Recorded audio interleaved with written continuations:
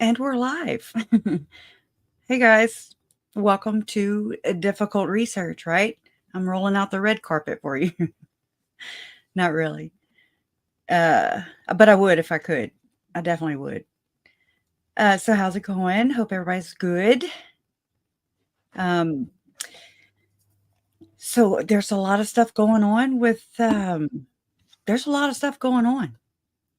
Did y'all see the new Lynn Packer video that came out this morning? I about flipped out because he just, like, let all the stops out. I was just like, "Oh god, yes, yes, yes, yes." And it was so validating for me because I knew it. I knew it. My gut told me, everything told me. My research told me, birds of a feather flock together. Tom Harrison, he's Visions of Glory. He's named in Lynn Packer's whatever, uh op-ed on Jason's friends here, and he's very loud. So I apologize. I'm about to go slap him. The kids aren't here, but he's here, and I'm just like, shush. I might holler at him for just a second. Nah, I'll leave him alone. Yeah, shut up. You can hear straight through these walls. But anyways, I started to take notes of everything. Oh, and the other connection is Steve Young. Steve Young, Chad Daybell took a picture with him. He's a football player, and Chad, uh, oh, they gonna have to stop in there. They pissing me off. I hear a damn drill. um, Haley, uh, oh, crap, they're throwing me off. Okay. Um, oh, Steve Young. Chad Daybell wrote about Steve Young, or published one of his books. I think he actually appeared.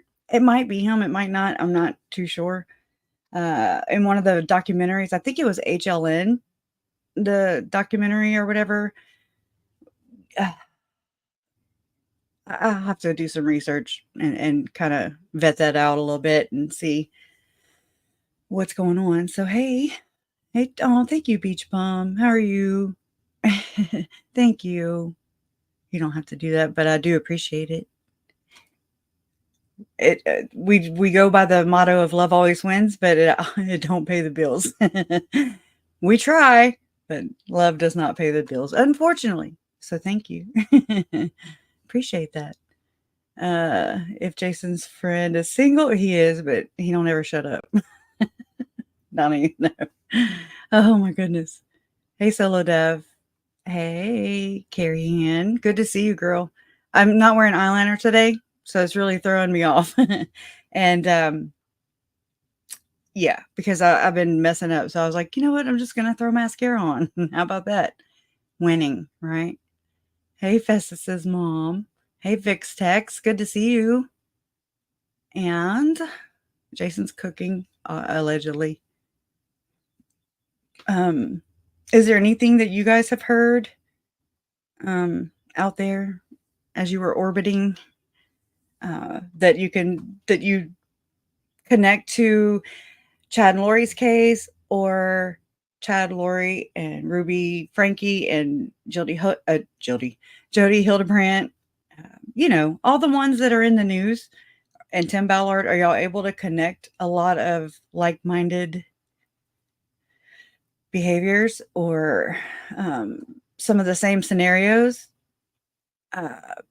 Lynn Packer's, I was like, oh my God, I scheduled for Audrey Baratierro, and I've been wanting to do it because in this, the way that you see the logic of the church and the logic of Tim Ballard with the whole couples ruse thing, where you're just like, that does not logically pan out. Okay, try again. It's so stupid, it's just like this. You're just making excuses for your behavior, right? Because that's what they do. They justify, fix my hair. They justify what they're doing to their scriptures so that they they don't feel bad, I don't think, anyways. But there's that. Um, I always get really thirsty when I'm about to go on. It must be a nervous reaction or something where I just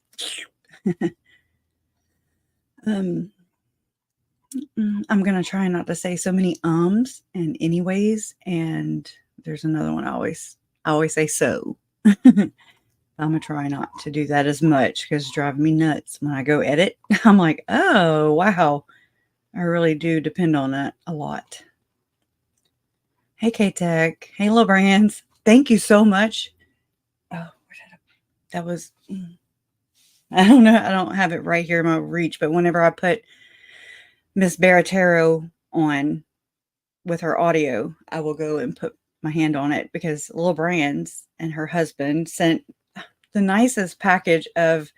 It's for old people. No, it's not for old people, but old people can also use it, or middle people, middle-aged people, young people. But it's all kinds. I don't really know how to explain it. It's for sore muscles and all kinds of things. And I thought that was so nice. It was so heavy when I got it. I was like, holy, what the hell? Thank you, Little Brands. That was so nice and unexpected. It was just, I've been meaning to tell you that. Just, you know me. You know me. But I really do appreciate it. Hey, Alpha Film Xtina, I haven't seen you in a while. Good to see you. Also the Tim What's It's guy. Also, Visions of Glory, right? Steve Young. That's directly connected to Chad. And I was watching this. I suck with my short-term memory big time. It's not my thing. So there was a girl, I think her name is Jessica Danielle, or I don't remember. Anyway, she's a YouTube creator and she's from Canada. And I like the way she just makes connections. And she's been kind of doing these little short videos on the Jody Hildebrandt, Ruby Frankie cases. And it connected to Chad and Chad Daybell. And I was like, there's that. There it is. I'm telling you, these all connect. And I mean, I have a really big theory, but I can't share it here yet. Still trying to figure it out as far as where it goes. I think I have a good idea, but I just kind of want to have a better idea before I go there because, yeah, you can't just be saying stuff, That's the other word I got to stop saying. Not word, but phrase.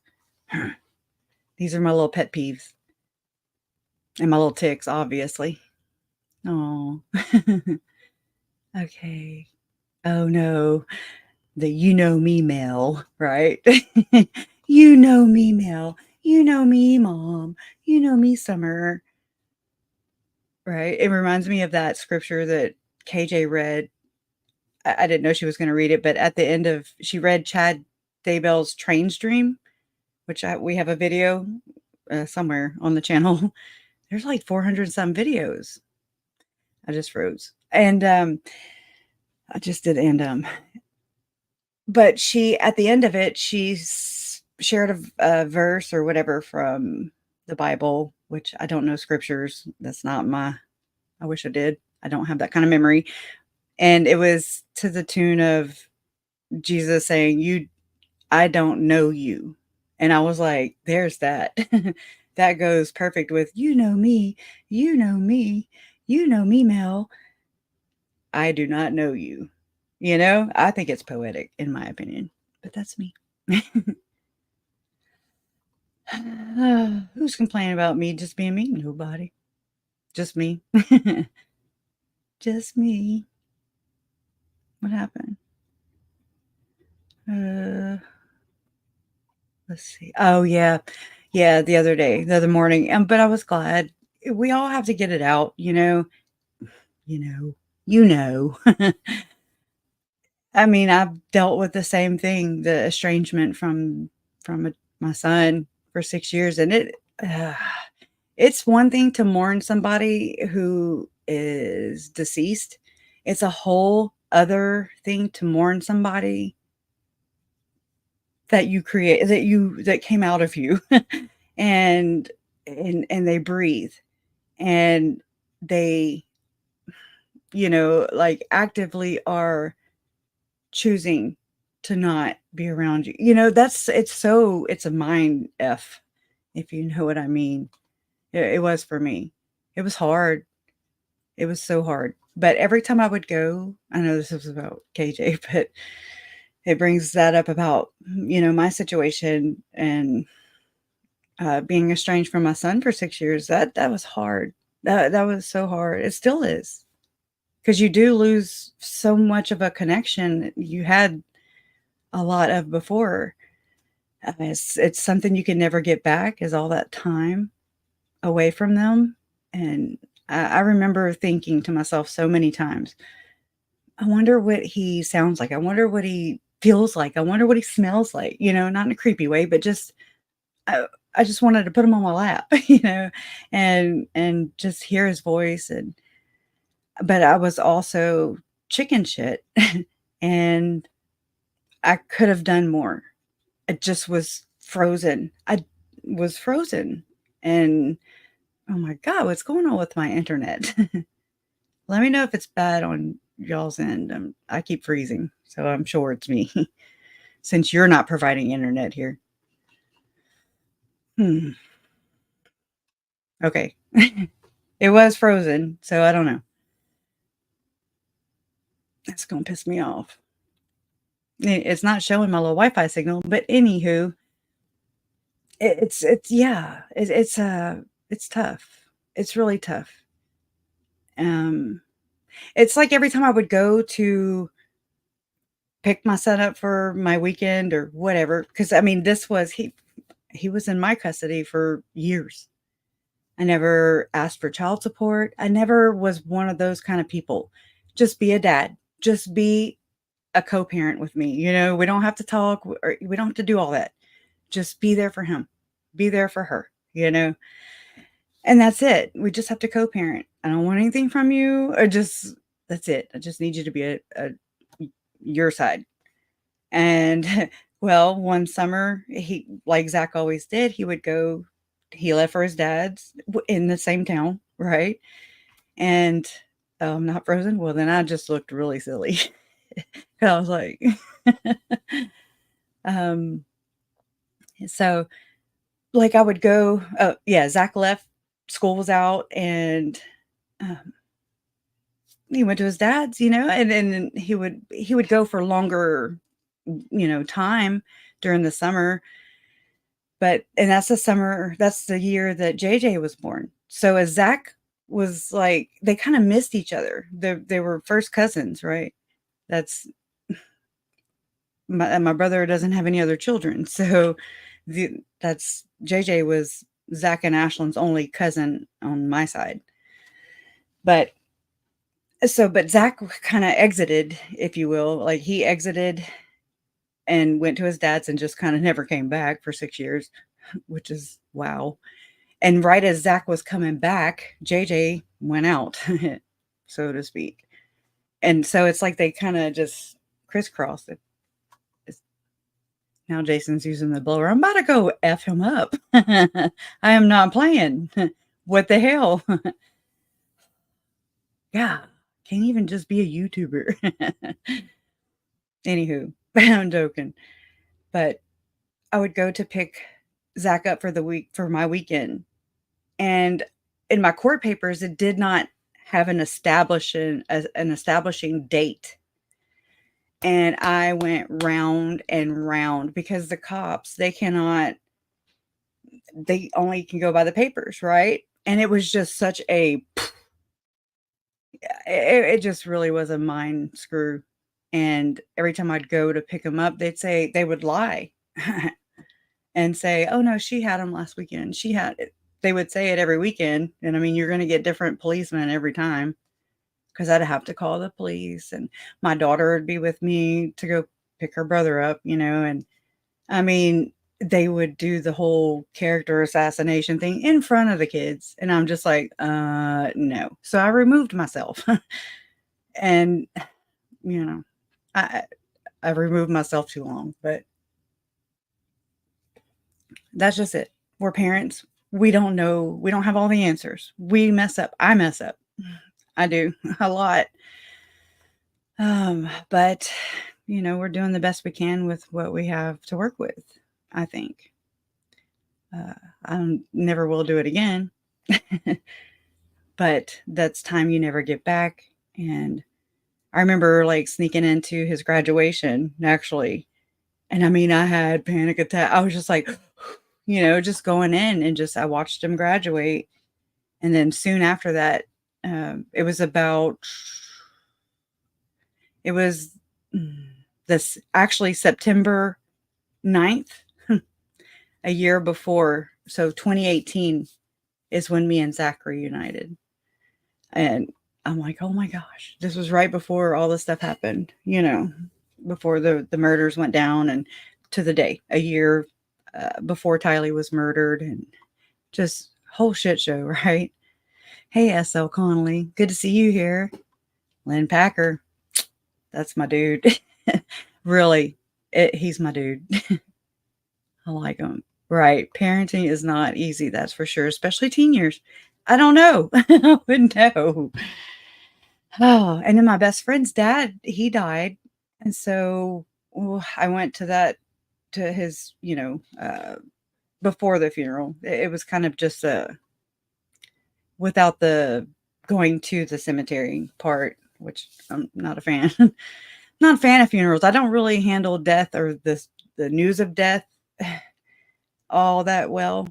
That's one thing I can say that is not, I notice a significant difference. I don't care who it is. It could be a friend, long distance, we've never met. Somebody dies, crickets. I don't know. I freeze and I don't know what to say. And it's horrible. It's a horrible feeling, to be stuck in that. And to feel like I'm like screaming. I'm like, oh my God, I just want to help. But nothing can move. I'm frozen. Yes, he is. He is. And I'm just like, he is the coolest Mormon ever, but I don't think he's a Mormon anymore. But I just love how Lynn he's no bullshit. There's no bullshit. He just, here it is. It's here it is. Take it or leave it. You did it. It's just like, here, answer for this. Show receipts for this. It's called accountability. It's called responsibility. It's called taking ownership of what you're doing, And I love how he holds people accountable like that. I really do. And I'm glad. And it actually gives me a lot. He gives me a lot of hope, builds up my confidence to be like, hey, wait, these guys they only have as much power as we give them. You know what I'm saying? If we don't give them power, then, which, I mean, they're men just like us, but they kind of got a lot of money. And there's that whole mafia thing tied to the back of their name that I didn't put on there. It was there before I came along. And, just, there's 3 of my family members that were murdered. I ain't trying to push I'm not a betting woman at all. So I'll take my Jesus card that I got in my living room while I was sleeping by a missionary or 2, since it said missionaries on the card. I'm assuming it's 2, but I'm going to take that as a warning, and I have. And so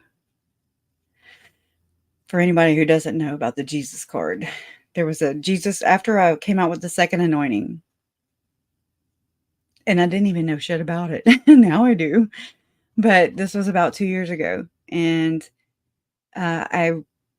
Jason had left to bring the boys to their moms for a kid exchange, And I was sleeping. I was taking I'm a night owl, so I have all kinds of different hours. And so I was sleeping in our room. And I live in a mobile home. Okay. A straight line. And so Jason comes back, and the next morning I got up, walked into the kitchen. Again, I live in a mobile home, so it's just straight line. And there's 2 bedrooms on one side, 1 bedroom on the other, kitchen, living room. You seen one, you seen them all.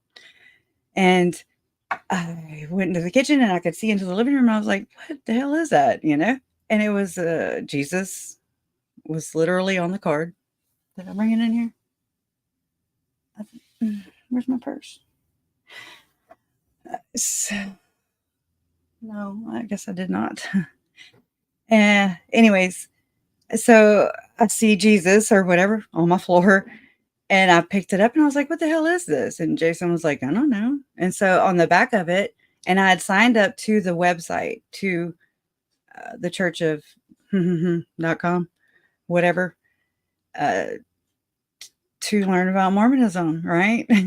And then, but I signed up under my middle name, because Crush is kind of a dead giveaway. It's not very many of us, many Crushes out there. And I don't know why I even did that. I don't know it was just my instinct to sign up as K. And I actually used my ex-married name because I got one of the Deseret catalogs yesterday. I was like, well. So yeah, I used that last name. That's what I used when I signed up to their website. So in between that time and the time the card landed in my living room in Lake Charles, Louisiana, where there's not a temple, the nearest, the area code that was attached to that business card was a 409 area code. I'm in 337. It's an hour and 15 minutes away. So they either hiked it on their bikes, these missionaries, because it said, hi, Kay, it's the missionaries. Hope all is well. Give us a call at 409, blah, blah, blah, blah, blah. Okay. And it's come to me in waves. The whole, it's like, it's alarming. First off, just to be on my property, but not only on my property, but inside my house while I was sleeping. I've tried debunking things, like how could it get into here? How to get here still on my property. It don't add up to me. So I'm taking it as a warning, because I haven't heard from these missionaries since. And yeah, I don't think it was to just hope all is well. They have snail mail for that. We're good. So I take it as I'd rather be safe than sorry. There's 3 people out of my family that were murdered. My mom is still on the hit list as far as I know. And we sure are making a lot more connections. I'm just saying, this is what about the rest of them? That whole thing I've been saying this whole time. What about the rest of them? Whoever them are, as who I'm leery of. And these people have always freaked me out because they are so bold as to hide behind Jesus Christ. That to me is like, bold. That is ball. You are ballsy and cocky, and I don't trust you. I'm good. So this is where we're at, and this is why I do what I do, right? Because I'd rather be proactive, even though I think I pissed them off. I think I'm shadow banned right now, actually. So thank y'all for being here. It seems like I got a copyright strike, from and you might know this, S.L. Connolly. Names really stick with me. I know, we'll get into Audrey. But it's from no, not KSL. Let me look at where my copyright strike is from. My computer being slow, very slow. Come on, Papa. Well, as soon as it gets there, my damn computer is so slow. I should have restarted it before I started. Okay. It is, I'm good with last or names. Oh, it is KSL. So, I mean, yes, I'm guilty of doing this, but it was a long time ago. I didn't know the rules, and I don't know. I just never looked back.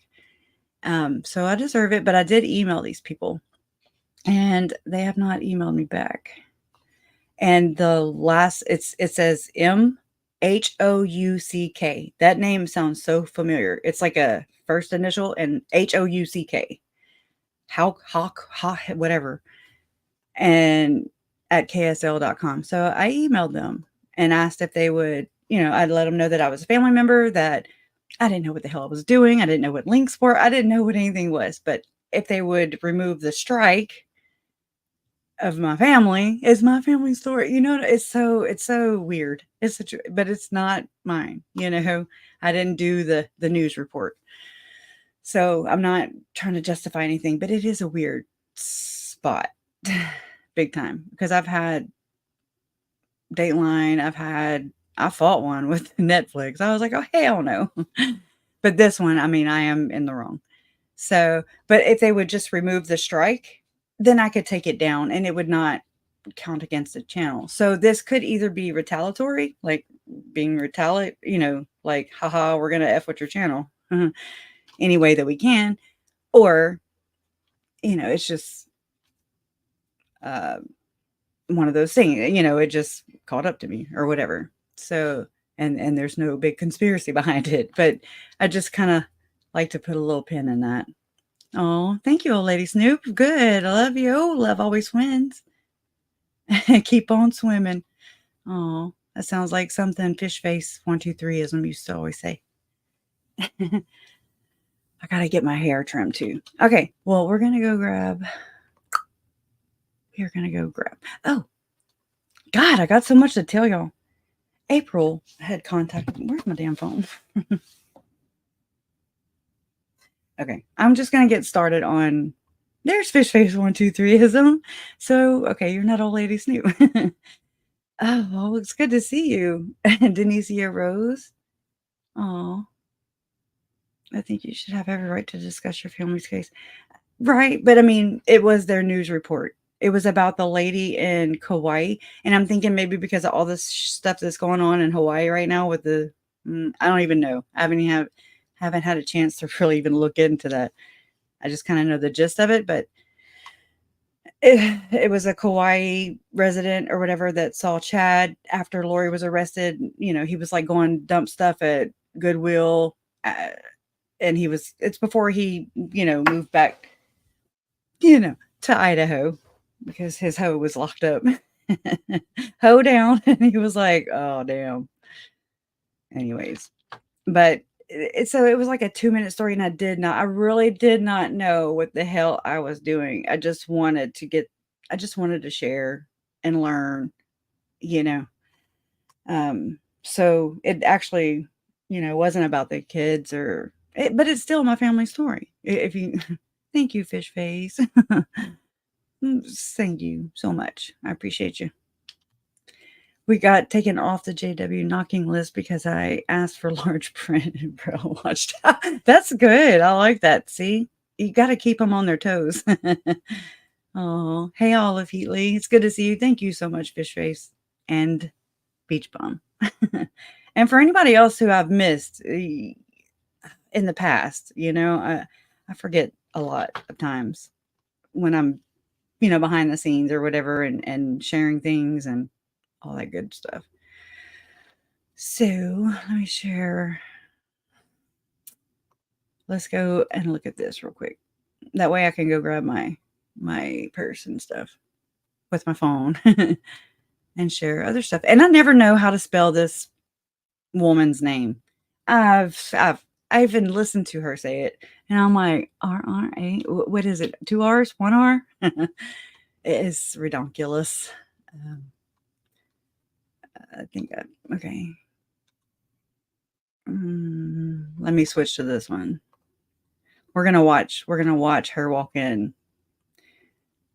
I don't trust her. Just know that there's something I don't. I even before I saw her, besides in her few little pictures that she has out there, she's one of those that she's worked for the church. in Salt Lake City on temple grounds. She's a herbologist. What the hell is she doing around my family? During every time there was a murder, she was in contact with Chad and Lori. Something is not right. So I want to go over this testimony because I see a lot of the same tactics in her and what she pulled on that stand. I'm not trying to dismiss her. I'm only putting Tylee and JJ and Charles. I'm putting my family above her. You hear my birds? I'm putting family, I'm raising them up above all these people that were shady and around Chad and Lori, because nobody helped them. They're adults. They're freaking adults. I don't feel sorry for them. To an extent, but then not with so much shadiness around. There's a lot of shady shit around here, and she's lying, in my opinion. I think she's lying. I think she made the whole story up because it was easy for her to do, right? That's how they spin these things. That's how Tim Ballard spins these things. They throw something so round and it distracts you from, it doesn't make sense. And if you think about it, when she finally testified in Lori's trial on my birthday, by the way, May 3rd, I forgot what I was even going to say. Whenever she testified on my, I forgot where I was going with that. She had already had the same amount of years that we've had to know that Tylee was buried and she was dismembered and the trash bags with JJ and yada, yada, yada, yada. She used it. She made the story up, in my opinion. I was right there with Jim Archibald. I was like, get her. Because that's some bullshit. And shame on her. Shame on her. I see right through you. And all your friends. Tell all your friends. Don't, because they're psychos. In my opinion. Anyways, had they given Tylee, JJ, and Charles, and Tammy a little bit of grace? I mean, I'm not a impossible person, you know.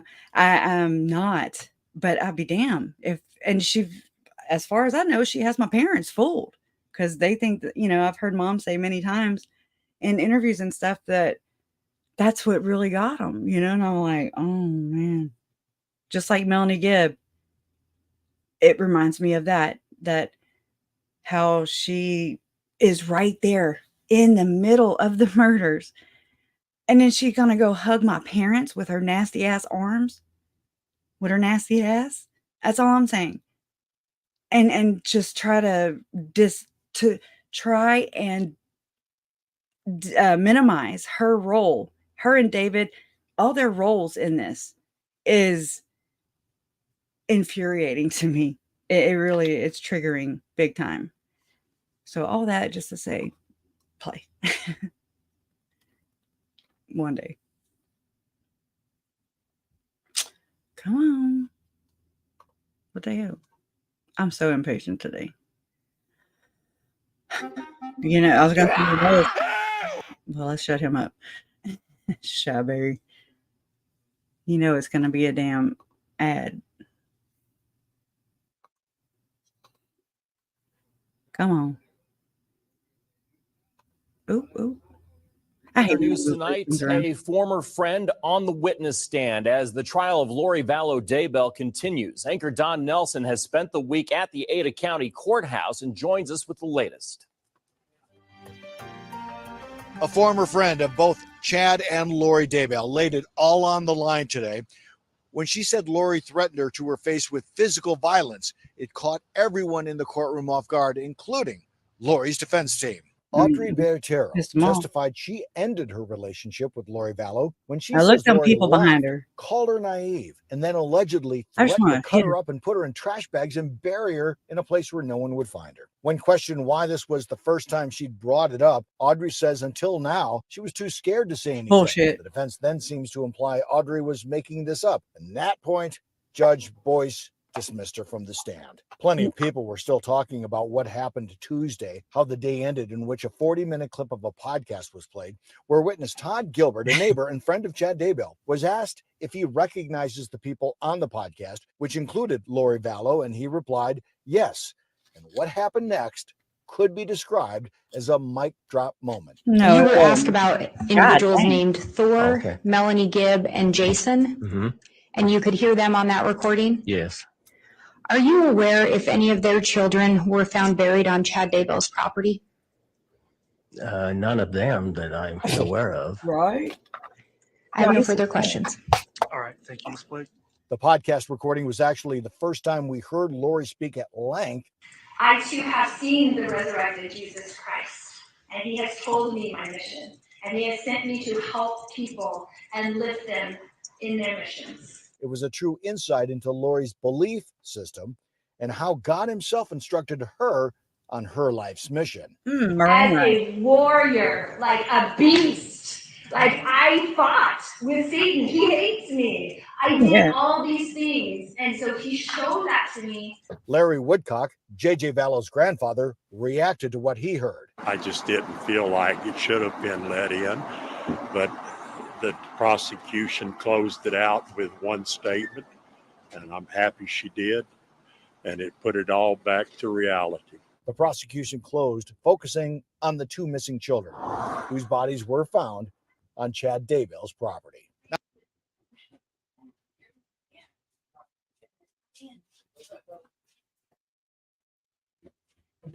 Okay. Sorry, y'all. Had to go grab my purse. Okay. Woo! I'm like, hurry. All right. Let me move that. Okay. Oh. Okay. Maybe not. Woo! I was like, dude, I gotta get my purse. And I'm like, I got it babysitting. That's not what I mean. But, you know, I have something playing while I go run. Yeah, it was. It was a threat to Lori. Because it was told that Lori was intently looking at Audrey. I think Lori. I'm sorry, I'm out of breath. I just ran. Right. She did the same thing with David Warwick, too. And I was watching David Warwick. Oh my God. Okay. I was watching David Warwick. I mean, I couldn't have been any more triggered and just like hyper vigilant. I was watching all of them, you know, and how Lori was looking at David whenever he was testifying is exactly how I would picture her looking at Audrey when she was testifying. Because David was lying. I knew that. And my thing is, you know, I understand that there is a whole, I didn't used to understand this, but I get it. I have to get it. I have to be okay with it. That the people surrounding Chad and Lori, they're going to get away with this. They have gotten away with this. And I have to come to terms with that. And it's hard. I don't think I should have to. Because they're just as much accountable, complicit. They allow things, horrible things. They looked the opposite direction, if not took part in it. Hands on. Nobody will ever know. Why? Because. Just because. I don't know. We'll never know though. And I'm not okay with that at all. At all. So, until I don't know. It just, there's so many things. I did not have many questions answered during the trial. I mean, between the research I've done and that everybody in this community has done, creators, you know, I've learned so much more from the public than I have anything from the court. And I'm just being honest, you know. And I know that the prosecution has to, they have to use these people to get their convictions, because that's the only thing that prosecution is worried about, is their convictions. That's the only thing. And then, you know, it's to, I mean, I know it affected them personally. I could feel that. I could tell that. But I mean, at the end of the day, it's just their career. And they want it to look good, you know? And so they want convictions. And they're going to get them. But they're also letting a lot of people off way too easy, in my opinion. And these people are just, I mean, they're just, if anybody here thinks that Lori murdered Joe or had something to do with it, let's just for argument's sake, let's just say that she hands-on murdered Joe, allegedly. Well, let's say she got away with it, right? If we go with this theory. So let's say she collected on his insurance money and she got a little rush off of that. So if anything, and never being questioned or held accountable, looked at, investigated, I mean, can you imagine the cockiness going to that and emboldening her and just giving her this confidence to just go and progress. And good God, it was 99 days. I counted the other day, if I'm accurate, from the day that they murdered my Uncle Charles to the day that Tammy died. 99 days. That's not long. And they murdered my uncle, excuse me, Tylee, JJ, shot at Tammy, murdered Tammy, shot at Brandon. And they were still working, right? That's a lot of destruction in such a little bitty amount of time. But it was like rapid succession too, you know. It just was, the first domino dropped and good God, it didn't stop. And that's scary. That's just freaky to me. Anywho, but I don't know. I don't have to believe Audrey. And I don't. I don't.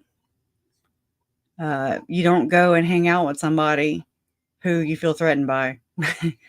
You don't get to come up with a story that sounds so, it's a Tim Ballard tactic. Boom. Well, I had to, do the couples ruse and have a fake wife so I could, really convince the bad monsters, that are selling kids, for Christ's sake. And so, so that way, if they were like, hey, why don't you have coitus or whatever with this child? Oh no, and the wife, his fake wife, would be like, oh no, and just start kissing on him. And what? There's no logical sense in that.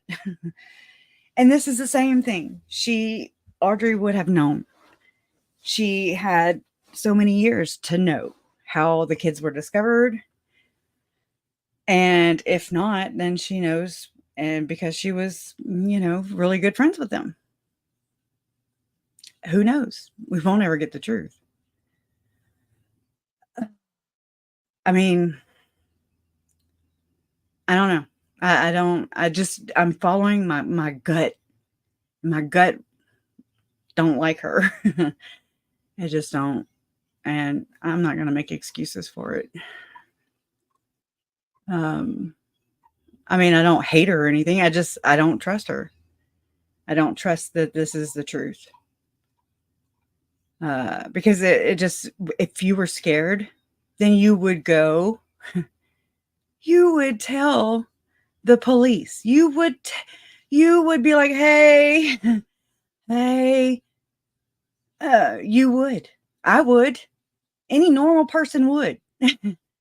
But this is just convenient. And to me, I really think she's a Mormon plant.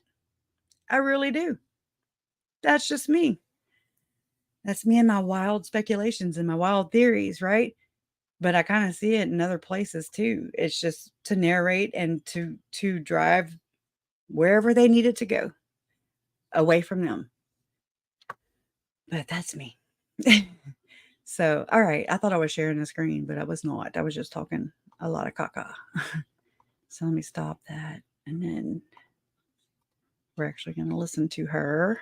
So get ready. Trigger warning. We're going to listen to Audrey Baratierro. Well, we're going to go to my Google page and then we're going to listen to her. So I'm just going to share this while I go find one. Let's see.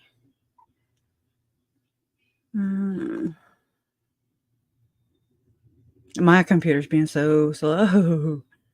It's like making all those noises. I moved it back over here. Full audio. Okay. Well, let's back that up.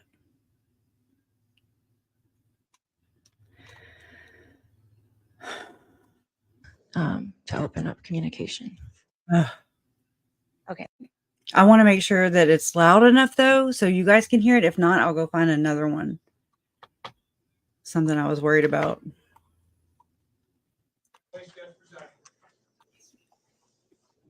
Hold on, I'll fast forward. Let me go to the transcript. Thank you. Please be seated. Can't ever hear him.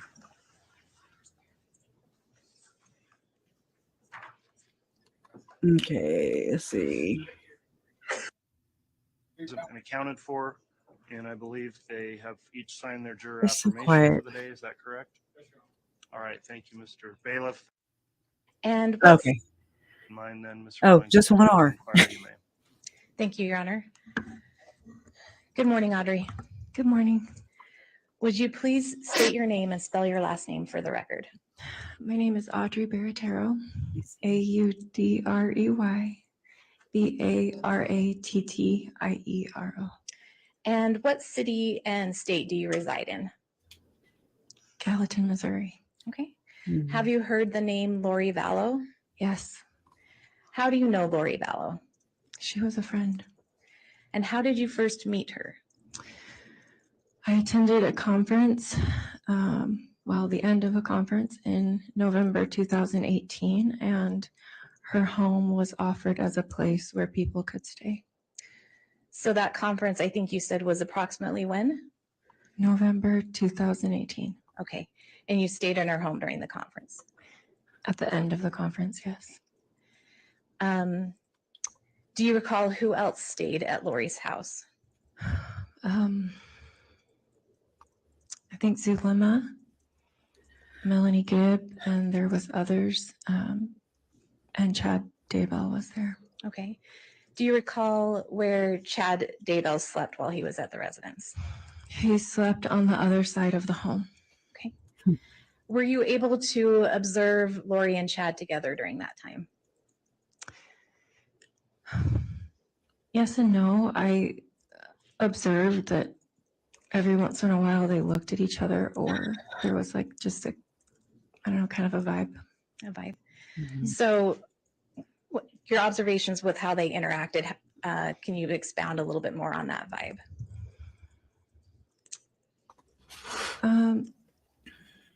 Did they seem flirtatious? Did they seem like they knew each other? Did they seem... They didn't seem flirtatious, but it seemed like maybe they knew each other a little bit or something. Okay. And were you aware if they had met previously? I think that they met in St. George. Okay. When did you next have contact with Lori? I believe in February, so about 3 months later or so. And Chad asked me to be her friend. Okay.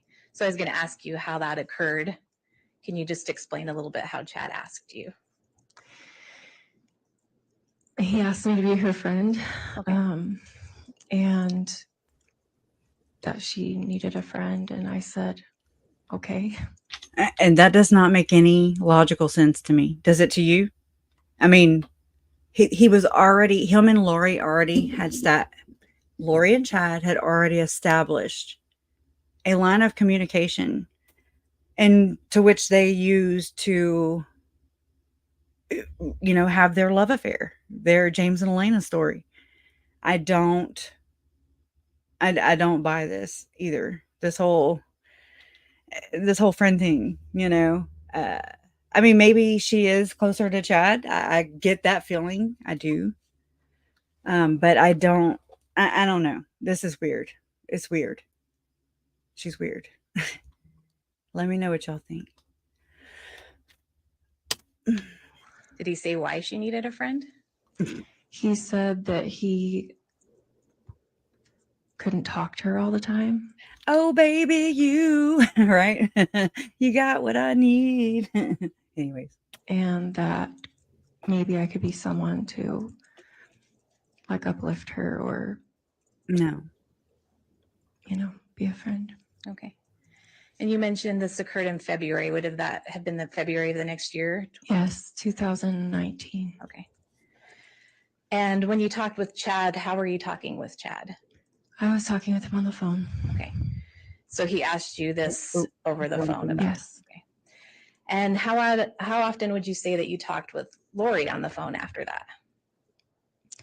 Usually it was every few weeks, but there was times that it was every couple weeks or a week, but for the most part, every few weeks. Yeah. Did you get to know each other over the phone?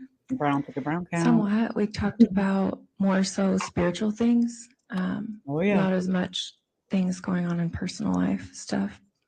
Okay. And when did you next see Lori in person?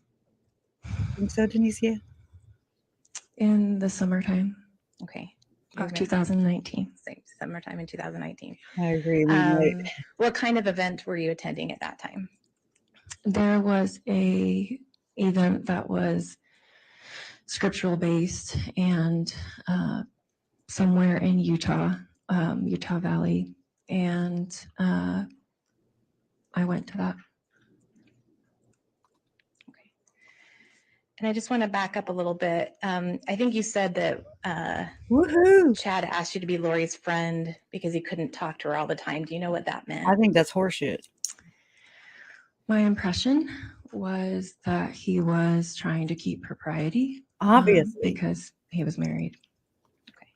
Okay, so here you have these people who, and I'm just, I'm not trying to hurt your feelings. I got to get it out, and that way I can try to filter my feelings and how I feel about this. So I don't want you to think that I'm like attacking, or I just got to get it out. But I mean, at least throw the things that I feel about her. And throw them out there in the wind. At least get them outside of my body. But I really feel like I just feel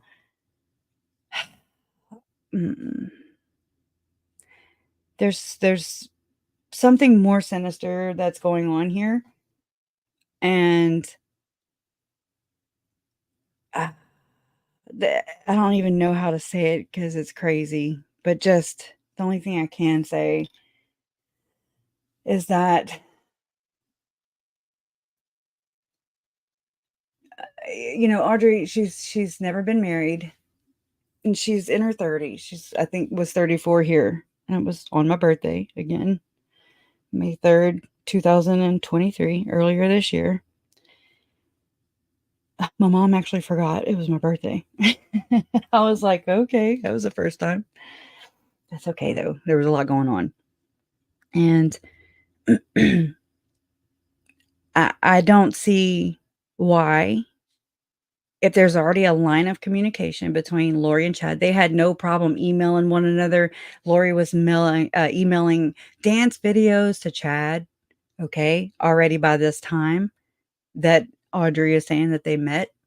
We won't know because we don't have the phone records before October 26th or whatever the date is of 2018. Yeah, so there's that. And we also have people who aren't being very forthright And this is across the board. Audrey is not the only truth teller here. Yeah, that's how I see it. They all are the same. As far as like omitting what makes them look more guilty or look more innocent, however you want to frame that. And I just don't think that she was. I mean, basically, Audrey was like a tour guide or something like that over in what's it called? Oh my gosh, Missouri. She was in Missouri. Lori contacted her, and her and Melanie Pulowski flew out to Missouri. And I just think it has something to do with the rest of their religious ceremony. I'm not, I don't know what that is. I'm just saying there's something to do with that lot there that I've read about. A lot of things. I've read a lot of things. It's not like I just don't know how to articulate them very good. I'm not great at this, but I know enough to know enough. I just am not that great at explaining it. I can show you. It's just going to take me a long time. So it's something to do with that. There's this whole temple visit, that Lori and Chad, that was part of their mission. That was their 7 things they had to do was, to stand in holy places. I think that was I don't even know anymore. But, the whole standing in holy places. And I mean, I have 2 of the books from 2 temples from her and Chad's rendezvous, and my uncle was still alive, but that happened to come over in my uncle's stuff, and I saw the books, and I'm like, oh my God, they were going temple touring, because that's where they go. And wait, yeah, in the 7 missions or whatever, it was to get others translated or whatever. I don't have it in front of me. Okay, let me tell you about oh my God, S. O'Connelly. Oh, Jason Mao. That's gonna be Sunday, and we're just gonna y'all gonna have to bear with me on that one because, yeah, and I've been like, oh my God, I couldn't shake it, I just couldn't shake my gut feeling. I just like I have not been able to with Tom Harrison.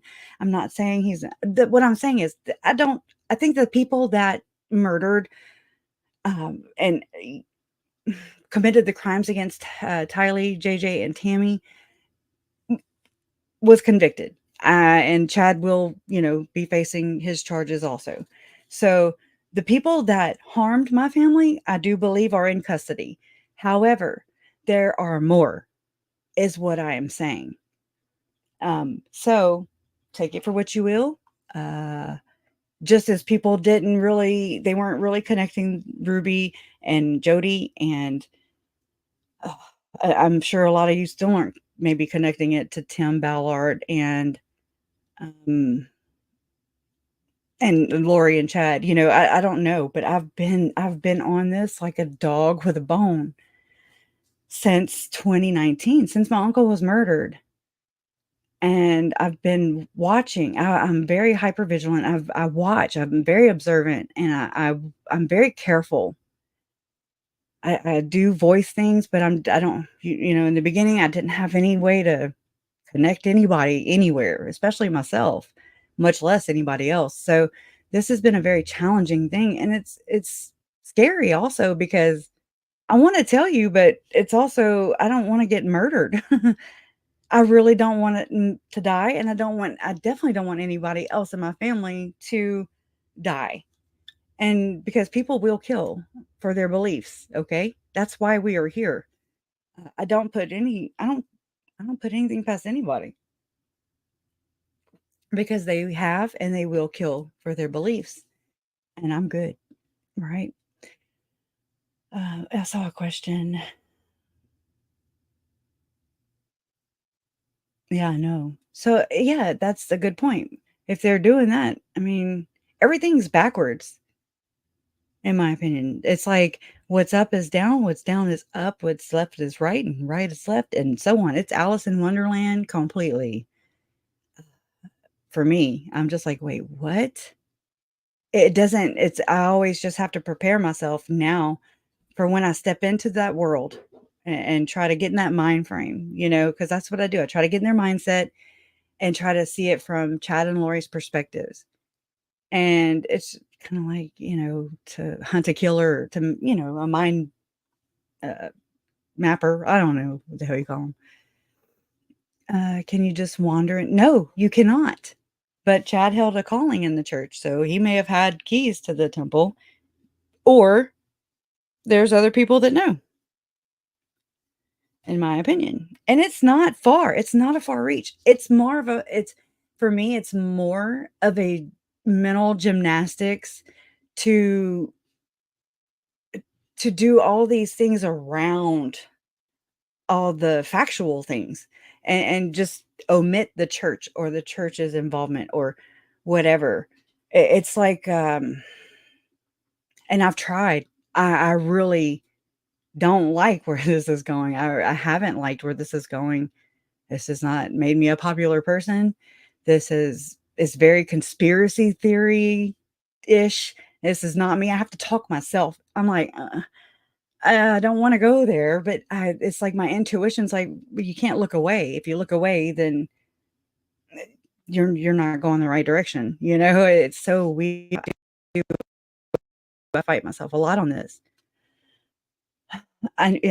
Yeah, I try from the best of my ability, not being a Mormon. I really do.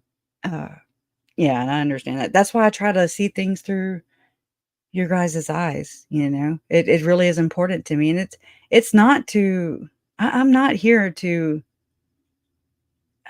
say you're wrong or I'm right and you're wrong. That's not what this is about. This is just about, hey, can we just put these things aside and just pretend like it's not like it would be nice to be able to talk about this and not feel like I have to be so careful to not hurt anybody's feelings or break anybody's shelves, so to speak. That's not what I'm wanting to do. I just want to talk to people who can be objective and who can like check their beliefs at the door and put Tylee, JJ, Tammy, and put put all these victims above their devotion to the church, basically.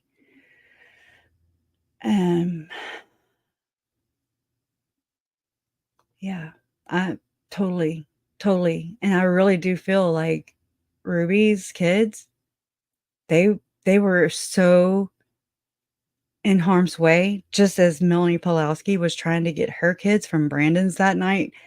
Do y'all remember that? I mean, she was like a victim's advocate, party of one, please. But she was also with Alex was with her. He was parked further down the road. He was just chilling in the dark of night, in the cover of night. And she wanted her kids. What? Well, okay. And they were talking about pain. And so you hear the same things in Jody and Ruby and with Jesse about the pain and the duct tape and so many things, and the therapist. Y'all, the guy that Lynn Packard named today, the Visions of Glory inspiration, they're his visions, but he had a ghostwriter write his book. And it's just another tactic to me to distance yourself, to distance themselves from. And in the Visions of Glory book, they say, it says in the beginning, and so Tom Harrison goes by Spencer in the book Visions of Glory, right? Visions of Glory. Well, he says, let's see, let me see if it's the author's note or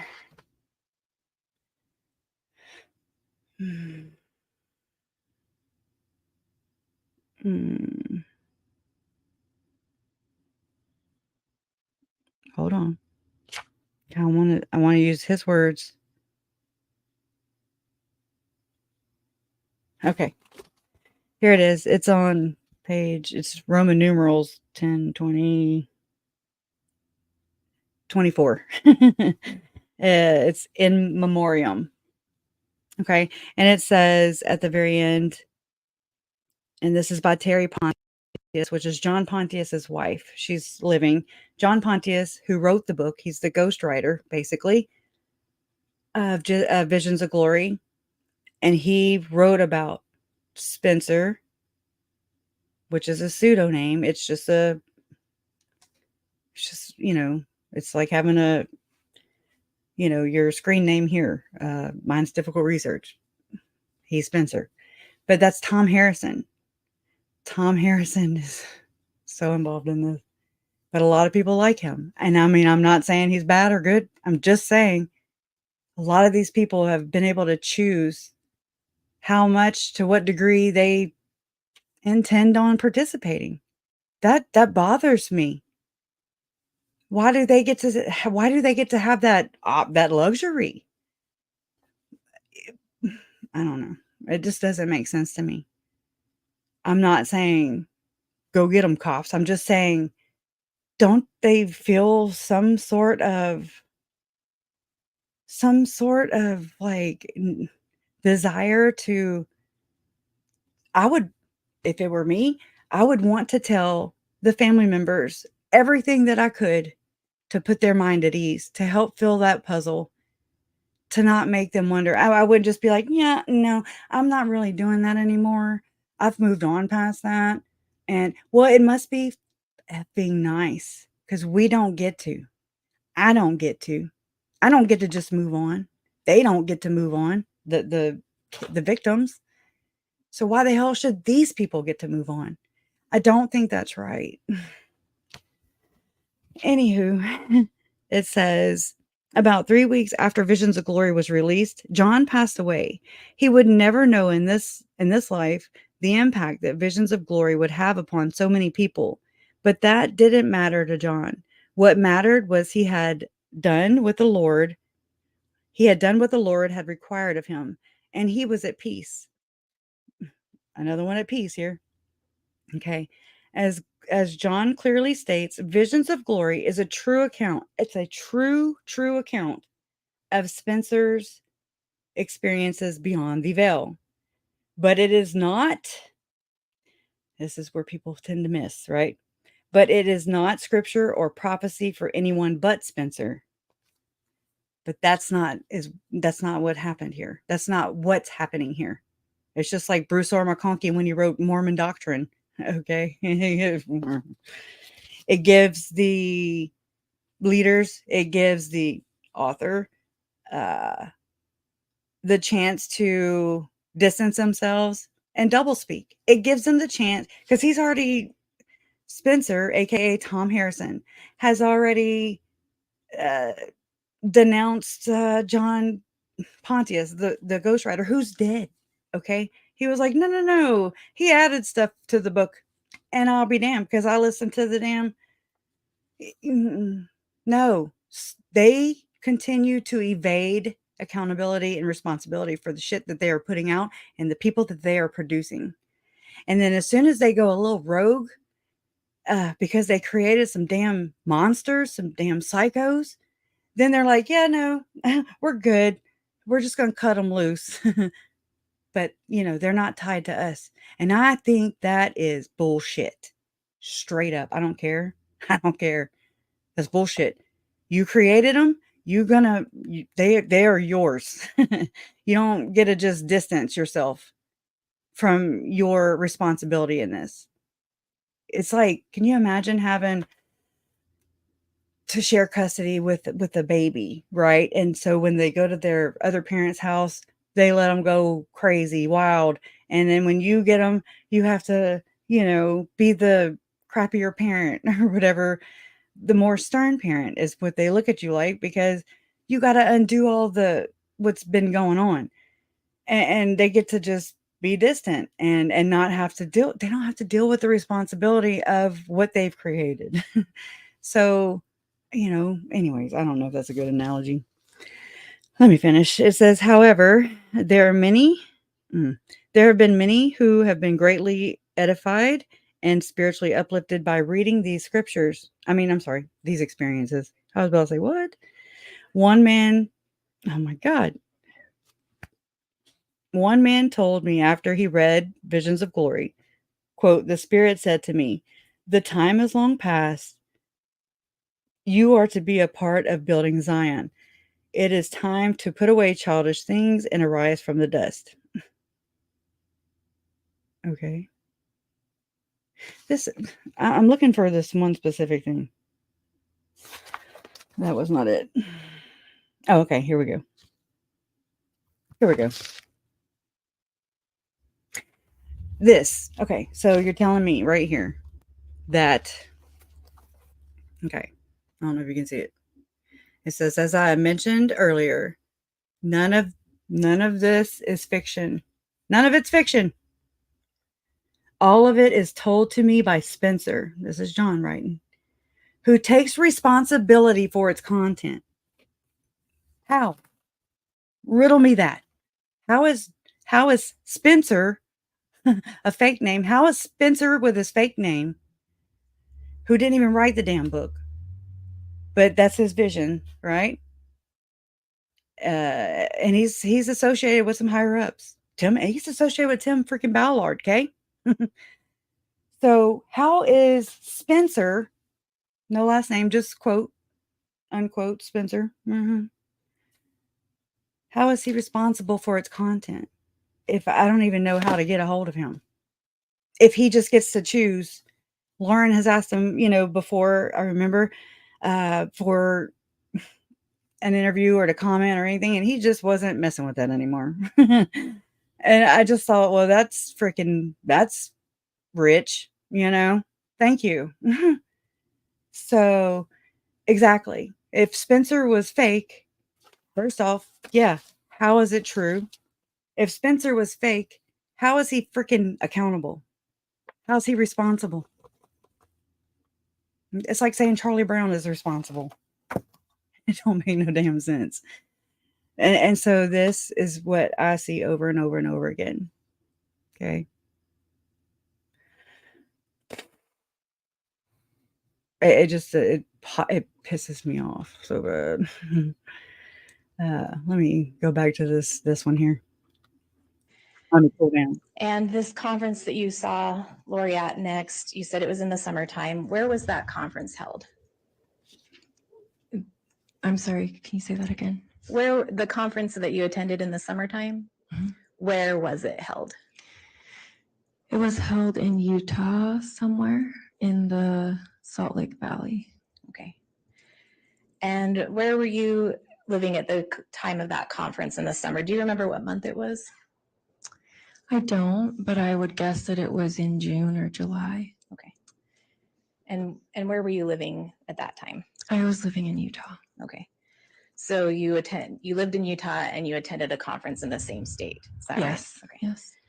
And do you know where Lori stayed when she attended that conference? In a hotel. Okay. Did you spend any time with Lori? Yes. Do you recall who else visited with her and you? Zulema was there, and Melanie Gibb, and there was some other women that I didn't know. And what did Lori talk about at that time? I don't remember what was talked about, but at the end of being there, I hope so, JoJo. She brought up wanting to work on her husband at the time. And Audrey's like, all right. Do you know who her husband at the time was? Charles. At some point, did you go back to her hotel room?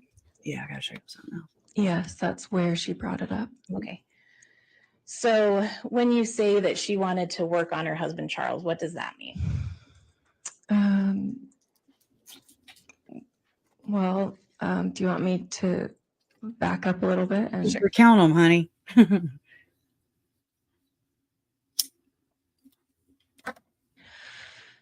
So at sometime close to that time, when I had seen her again after not seeing her for a long time.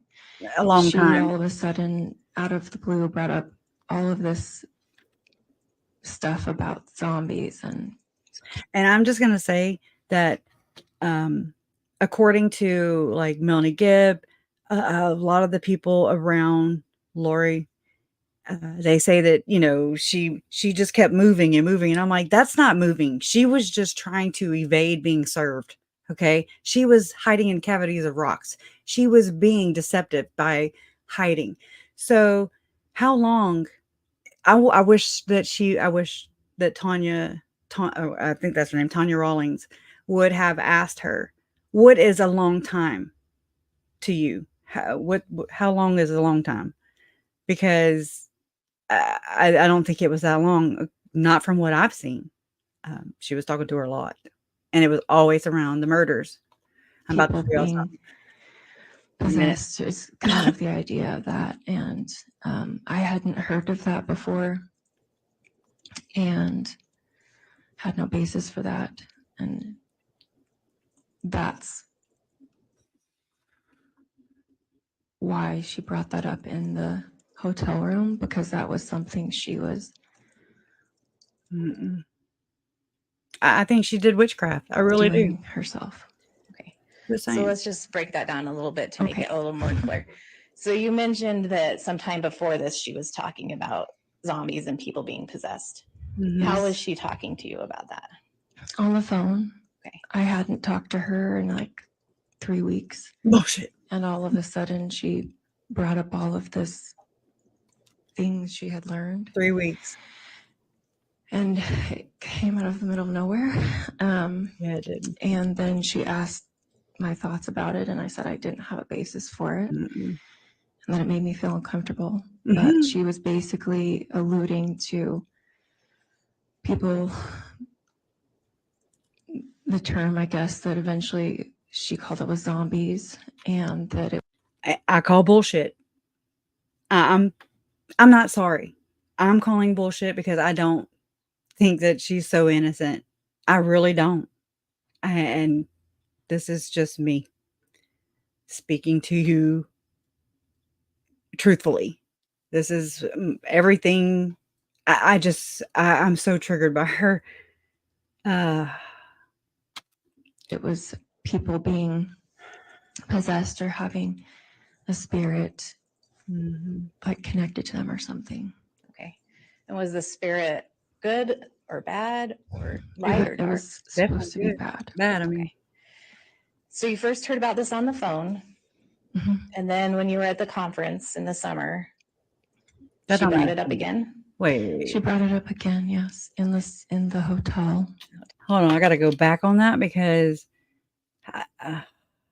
if she met Chad, wait, hold on, I got to get my time on par. I'm scrolling back. Okay, let me toggle the stamps. Sorry. Let's see. Where are we at here? Wait, let me push this. When the women were there. Okay. And so when you're at the hotel and you're talking about this, what else happened in the hotel room? Okay, let me back up right here. Let me back up. November 2018. Okay, that's whenever Chad and Lori were sealed in the temple. That's the infamous Reddit email that obviously came from Melanie Gibb because Nate Eaton had it. And that's basically the same kind of rhetoric we heard in his questioning to her, Melanie Gibb, on her, big interview with Nate Eaton. Because he asked her about portals and she said that Ballard, which is M. Russell Ballard, this is Melanie Gibb now, Ballard and Renland are zombies. Why? So Melanie Gibb would have had to have written that about her and David would have had to come out with this story. And it's much like what we've heard from the people around Tim Ballard saying that, about Nephi. Okay. And I think this is a tactic used by the church.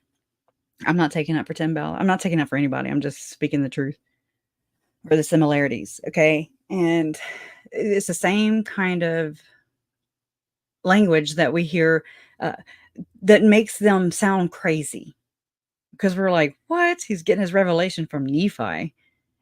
And then from a psychic who, I guess the psychic has a tie to Nephi.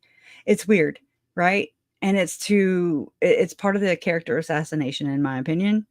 It's part of their way of the church's way of distancing from said members.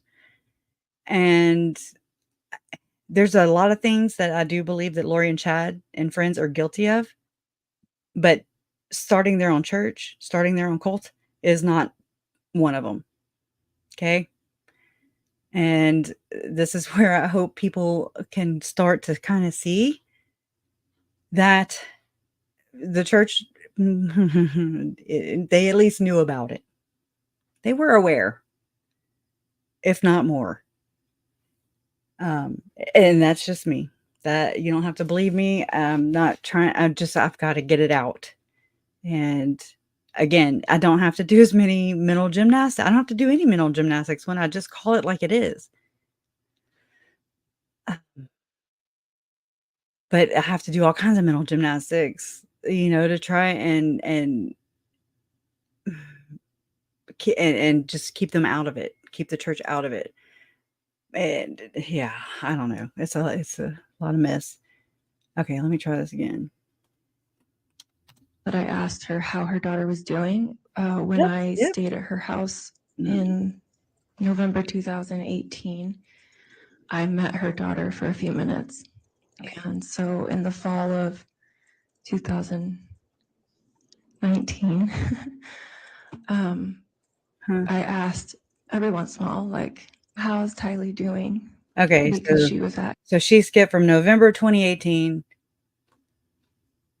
which is where she met Tylee for a few minutes. But then she says, so in the fall of 2019, I don't know if she's just getting her timeline mixed up right there. Hold on. Let's see. Let me do Control G. Wait, I gotta do this. Oh, there it is. All right, let me met. Let me write met and see. Oh, there's 84 of them in this. Okay, right here. We're gonna go here.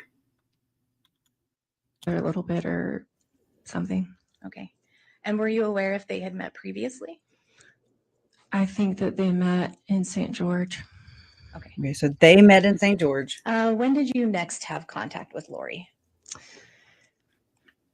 I believe in February, so about 3 months later. Okay, so now we're in February. And Chad asked me to be her friend. Okay, so I was going to ask you how that occurred. Can you just explain a little bit? Okay, so now let's skip forward. Be a friend. Okay. And you mentioned this occurred in February. Would that have been the February of the next year? Yes, 2009. So by February of 2019. Okay, so this is right after Uncle Charles came back January 30th, 31st. He's dealing with the cops, trying to get in his house. She took the truck. Everything was gone, right? And why, I still don't understand why Audrey has to be the go-between. I don't know why she's got to be the middleman. If Lori and Chad are in their full-fledged love affair, they are like catching air, flights back and forth, spending these weekends together, and they'd already slept in, the house that Lori shared with my uncle when they were together, and he was off on a business trip in November of 2018 when they were sealed in the temple that weekend, that Preparing a People conference where Mike Stroud spoke, and right out the gate, he says, there's Thor and Chad, and Jason and Mike. Gosh, and anyways, but that's the same weekend that they sealed up in the temple. And then, of course, Melanie Gibb finally put her and Chad in the temple, but she was like, but not in a sealing room. Okay. But for years, we've been like trying to figure out how they got in the temple. some backdoor operation. This is why I think this is a second anointing. I don't care. I know people have their own little, there's no guidebook and the church is not transparent about it. So I don't think there's any real rules. Anyways. 19. Okay. And when you talked with Chad, how were you talking with Chad? I was talking with him on the phone. Okay. So he asked you this over the phone about Yes. Okay. And how often would you say that you talked with Lori on the phone after that? Usually it was Okay, but okay. Are we to the friend part yet? Because Chad asked her to be friends with Lori. Okay, let's keep going. every few weeks, but there was times that it was every couple weeks or a week, but for the most part, every few weeks. So we're already in. Now we're Did you going get to to the know each other summer. over the phone? Somewhat. We talked about more so spiritual things, not as much things going on in personal life stuff. Okay. And when did you next see Lori in person? Again, when was she doing the in between, the mediator? When was she Chad and Lori's mediator? In the summertime Okay. of 2019. Same summertime in 2019. What kind of event were you attending at that time? There was a event that was scriptural based and somewhere in Utah, Utah Valley, and I went to that. Okay. And I just want to back up a little bit. I think you said that Chad asked you to be Lori's friend because he couldn't talk to her all the time. Do you know what that meant? My impression was that he was trying to keep propriety because he was married. And this conference that you saw Lori at next, you said it was in the summertime. Where was that conference held? I'm sorry, can you say that again? Where the conference that you attended in the summertime, where was it held? It was held in Utah somewhere in the Salt Lake Valley. Okay. And where were you living at the time of that conference in the summer? Do you remember what month it was? I don't, but I would guess that it was in June or July. Okay. And where were you living at that time? I was living in Utah. Okay. Okay. So you lived in Utah and you attended a conference in the same state. Is that right? Okay. Yes. And do you know When did she become the spiritual friend? where Lori stayed when she attended that conference? In a hotel. Okay. Did you spend any time with Lori? Yes. Do you recall who else visited with her and you? Zulema was there, Mm-hmm. and Melanie Gibb, and there was some other women that I didn't know. Which would be Serena Sharp and Christina Atwood, since their names don't get mentioned for sure. And what did Lori talk about at that time? I don't remember what was talked about, but at the end of being there, she brought up wanting to work on her husband at the time. Which is when Eplos, was born. Eplos comes from a very specific language, right? When I look up HIPLOS, Hiplos, Eplos, however you want to say it, it comes from, and I'm not going to say this right, Cebu or Cebu, Philippines, which I want you to know just for, I make connections. That's what I do. But that's where Mike Stroud served a mission. And, in the Philippines, him and his wife, Margie. And Hiplos means to loosen, like bind, curse, loosen, to loose. So I don't know if that has anything to do with it. I just thought that was just one of them fun facts. Okay. Okay. And do you know who her husband at the time was? Charles. At some point, did you go back to her hotel room? Yes, that's where she brought it up. Okay. yeah, I just wanted to hang out with her as much as possible because they freaked me out so much. They freaked me out so much, and they scared me and threatened my life and da da da da da. But I just kept on keeping on. Doesn't make sense. I don't know why I just pushed Jay. Okay. And do you know who her husband at the time was? Charles. At some point, did you go back to her hotel room? Yes, that's where she brought it up. Okay. So when you say that she wanted to work on her husband, Charles, what does that mean? Well, do you want me to back up a little bit? And Sure. So at some time close to that time, when I had seen her again after not seeing her for a long time, she all of a And by that, she means 3 weeks. sudden, out of the blue, brought up all of this stuff about zombies and people being possessed is kind of the idea of that. And I hadn't heard of that before. Okay. I want to know are y'all okay if I speed it up? Like to where, put it at 1.5 speed or whatever? Let me know. I'll wait until you give me a go. So, cause I'm on this screen where I can see your comments. Yeah. We had a storm today. It was a good one. Okay. Speed it up. Donna says, anybody else? If it gets too fast, just, let me know. I'll be on I'm like the Oz. My mind is bad too, to be honest. It's a lot to keep up with, a lot of people. Let me speed this up. Okay. Like just now I went blank. I was like, what? All right, here we go. And there was also another interview from one of Tim Ballard's operatives, y'all, from she was on the Mormonish podcast with Rebecca Biblio. Oh hell, I just had her name. Anyways, on Mormonish podcast, and she was so insightful as far as, so if y'all can go catch that interview if you haven't.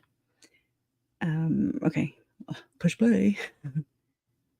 And had no basis for that. And that's why she brought that up in the hotel room, because that was something she was doing herself. Okay. So let's just break that down a little bit. To me, that doesn't make sense. Like, you have all these women. Melanie Gibbs, she's like, oh, I just prayed to Jesus. I just, they were calling up earth and water and all these elements, right? But Melanie Gibb, she was like, oh, I just prayed to Jesus, because I don't have any basis for that. and then you have every one of these women, they downplay and minimize their roles. Okay. That, just know that. And I mean, I think that's just normal, a natural knee-jerk reaction to want to do. Is just be like, oh hell no, if they had nothing to do with it, just be like, oh my God, I can't believe that these kids were murdered and Tammy was murdered.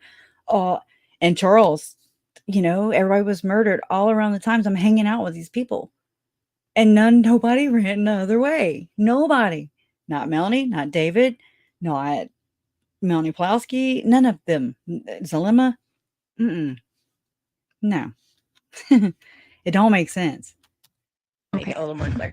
So you mentioned that sometime before this, she was talking about zombies and people being possessed. How was she talking to you about that? On the phone. Okay. I hadn't talked to her in like 3 weeks. Okay. And all of a sudden she brought up all of this things she had learned. And it came out of the middle of nowhere. And then she asked my thoughts about it. And I said I didn't have a basis for it. And then it made me feel uncomfortable. But she was basically alluding to people,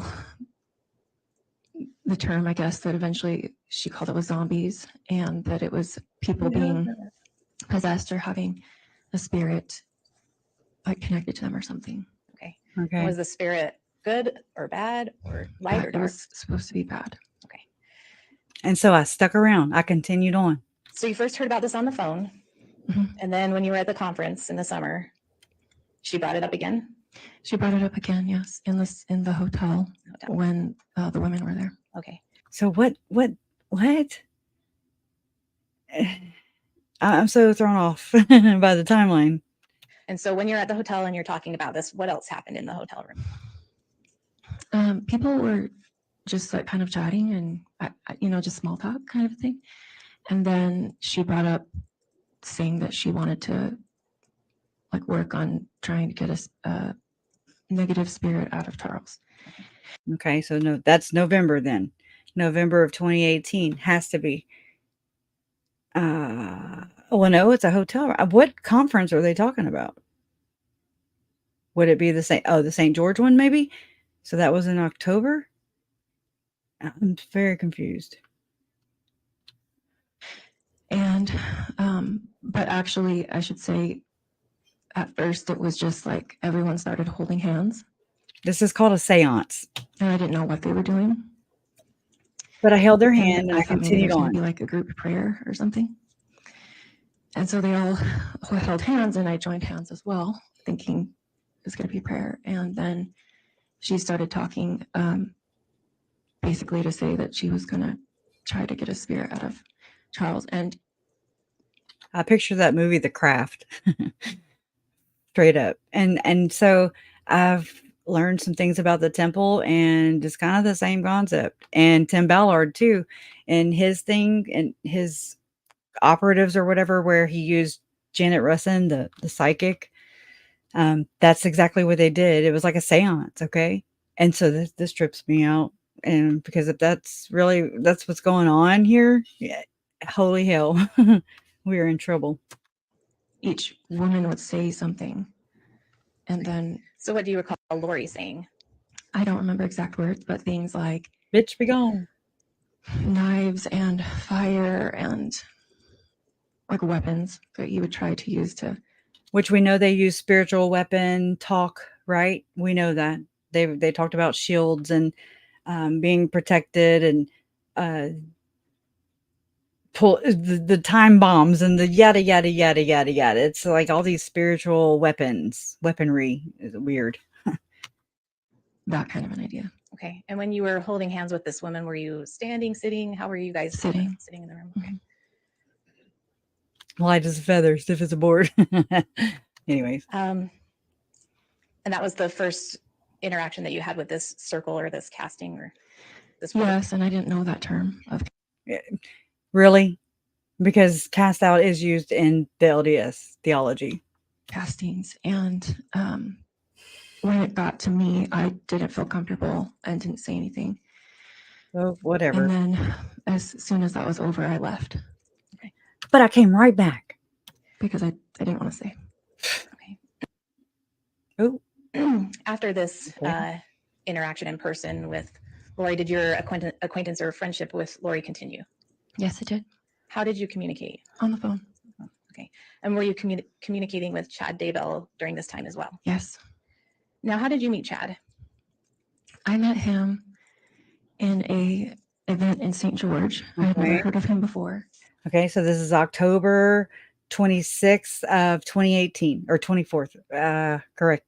Somebody let the chat know. It's one of those days, October 20 something in St. George, Utah. Okay.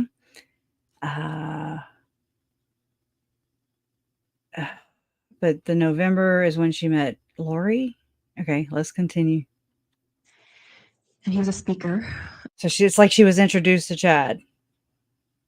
Okay. And wrote books. And someone said, oh, you should go and hear him speak. So I did. And then I bought a couple books. Okay. And do you know what Chad did for a living? He was a speaker and an author. He was a gigolo. Or he wrote books. How many books of his have you read? 3. Okay. At some point, did you have contact with him about his books? Yes. About 2 months after I had seen him at that time in St. George.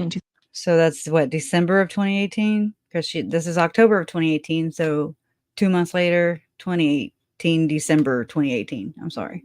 2018. He reached out to me on Facebook to open up communication.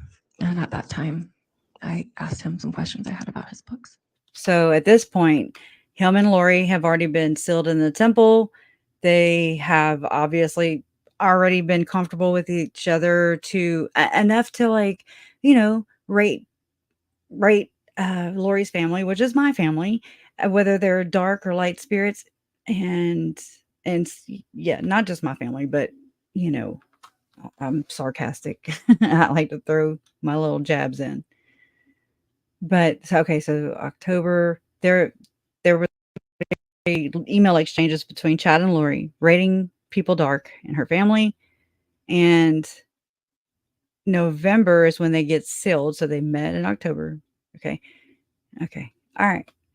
Okay. So who initiated the contact? He did. And that was on Facebook. Okay. I wonder if this is the whole like-minded people, just like, how Lori was told by someone wise to go into the temple and walk Jason out, and he saw that she was one of them. She was a gatherer. And when he looked into her eyes and saw that brotherly and sisterly connection, right? Okay. So I wonder if this is like-minded people in this whole hookup thing. How would you communicate with him after that? On the phone. Did you continue to communicate on Facebook, or was it just on the phone? Just on the phone. Okay. And what kinds of things would you talk about with Chad? Religious things. Okay. And you were continuing to talk with Lori? Yes, about a month and a half or so after he started a conversation, and then he asked me to be friends with her. Okay, so confused on the timeline. Am I losing my mind or what? So she met Chad in St. George in October of 2018. She met Lori in November of 2018. But right here, she's saying, I'm not very good with timelines. Where's it at? I need it to find Once it. you started talking with Lori, I think you said February 29th. Okay, here. Okay, she said, he asked me to be friends with her. Okay. Once you started talking with Lori, I think you said February 2019. Okay. So did she initially meet her in November, chat in October, and then it was December whenever Chad reached out to her on Facebook. And so now we're February. When did she start actually communicating? When is she the middleman? Let me go back to here. On the phone. Did you continue to communicate on Facebook, or was it just on the phone? Just on the phone. Okay. And what kinds of things would you talk about with Chad? Religious things. Okay. And you were continuing to talk with Lori? Yes, about a month and a half or so after he started a conversation, and then he asked me to be friends with her. Okay, so December, January, February. So February is whenever Chad asked her, Audrey, to, be the middleman and communicate with Lori for him, I guess, because she said he was trying to, for impropriety, because he was hiding his love affair from his beautiful wife. Okay. And so Audrey's okay with that. She's okay with a man cheating and a woman cheating on their spouses, on their respective spouses. So just put a pin in that. And she's right there with Melanie Gibb, who's also okay with doing the same thing. Zalema, okay. Everybody's okay with it. Okay. And I mean, I get it. You can't help with what other people do, but you can help how involved you are and how complicit you are, in my opinion. You reap what you sow. So again, Chad and Lori have already they're like well into their relationship. October, November, December, January, February, 4 months into it. Why do they need her to come in and talk for them? It doesn't make no difference with all their phones. Once you started talking with Lori, I think you said February 2019. Yes. What would you talk about with her? About like religious things or spiritual experiences. Okay. Do you recall talking to Lori about her move to Rexburg? Yes. And do you know where Chad was living at the time? He was living in Rexburg. Do you recall talking to Lori in late August or September 2019 about her daughter, Tylee? Okay. Yes, there was a few times in the fall that I asked her how her daughter was doing. When I stayed at her house in November 2018, I met her daughter for a few minutes. And so in the fall of 2019, 19, I asked every once in a while, like, how's Tylee doing? Because she was at college. And towards the end of the friendship, when I asked her how she's doing at BYU, she said that she doesn't talk to me very much these days. So I think you mentioned. Okay, again, this is also where she can create her alibi. I mean, really, I don't know what she testified about in the grand jury meeting, but obviously she didn't bring the whole, she was going to cut me up into pieces and bury my body, you know, that whole thing. She didn't come up with that thing until why would you wait till then? That does not make sense to me. And to me, it was one way to just really do Lori in once and for all, you know, just do her in, seal the deal. You had met Tylee initially at that Arizona conference. Yes. Okay. Did you ever meet JJ? Yes, for about 5 minutes. Yeah. Okay. Did you ever have the opportunity to meet Tammy Daybell? Yes, I did once. And how did that occur? I happened to just be going to Idaho, and Tammy and Garth and Chad wanted to go to dinner. And Garth is one of. So Audrey went to dinner with Tammy, Garth, and Chad. Chad's sons. And so we went to dinner. And so I wonder if Tammy knew her or if she was just introduced to her. I liked her very much. And do you know who Tammy was married to at the time that you met her? She was married to Chad. Did Chad ever say anything to you about Tammy? Yes. During the course of the friendship, he said that he had had a near-death experience years before, and that he had been told by a deceased relative that Tammy would pass away before she turned 50. Yeah. I heard this from Girl on Fire whenever her and I had a conversation before she did her interview with Lauren. And that was really nice to be able to, she was the only person that I was able to talk to out of this whole ordeal. And I mean, it really did help. And she had also mentioned that Chad had said that that Tammy was to be dead by the time she was 50. So it corroborates with that also. He sure did tell that to a lot of people, didn't he? Do you recall when he told you this? But then again, here she is. Audrey's going to dinner with Tammy and Chad and Garth. And why? I would say around the end of January 2019 or in February 2019. Okay, so January. That's the first. I'm getting a timeline as far as like when Chad said that. You know, like I've just always imagined that he said it throughout his friendships with all these people or run-ins, you know, acquaintances. So he met her. He met Audrey. Chad and Audrey met in October of 2018. And in January, he feels, you know, after finding her in December, contacting her through Facebook, he, in January of 2019, so November, December, January, 3 months after he initially allegedly met Audrey, he feels secure enough to say, hey, yeah, Tammy, she's not going to be here long. I'm just trying to put this into perspective. And at some point, did he indicate to you that he felt he would get married again? Yes, he did. Did he tell you who he would marry? He didn't tell me for a while, but then eventually he said Lori. Okay. It would be nice to have a timeline on that. Again, and then here she is looking the other way. And did he discuss this with you prior to Tammy's death? Yes. What were your observations regarding that? What do you mean? What did you say to him? What did you? I asked him if he had talked to Tammy or his children about it, and he indicated that he had talked to Tammy for sure, and I don't remember about the children. Okay, so he lied. I mean, I don't know. I haven't heard of any other account where Chad was upfront with Tammy about her soon to be passing away. she was 49. And it's the plan, right? This is their whole God's plan, their master plan. So what do y'all think? I don't see him doing it. So maybe he was just telling Audrey that, just to kind of like Lori said, that how Lori told Christina Atwood that she was not going to be putting pills in my uncle's smoothies anymore. I'm just picking,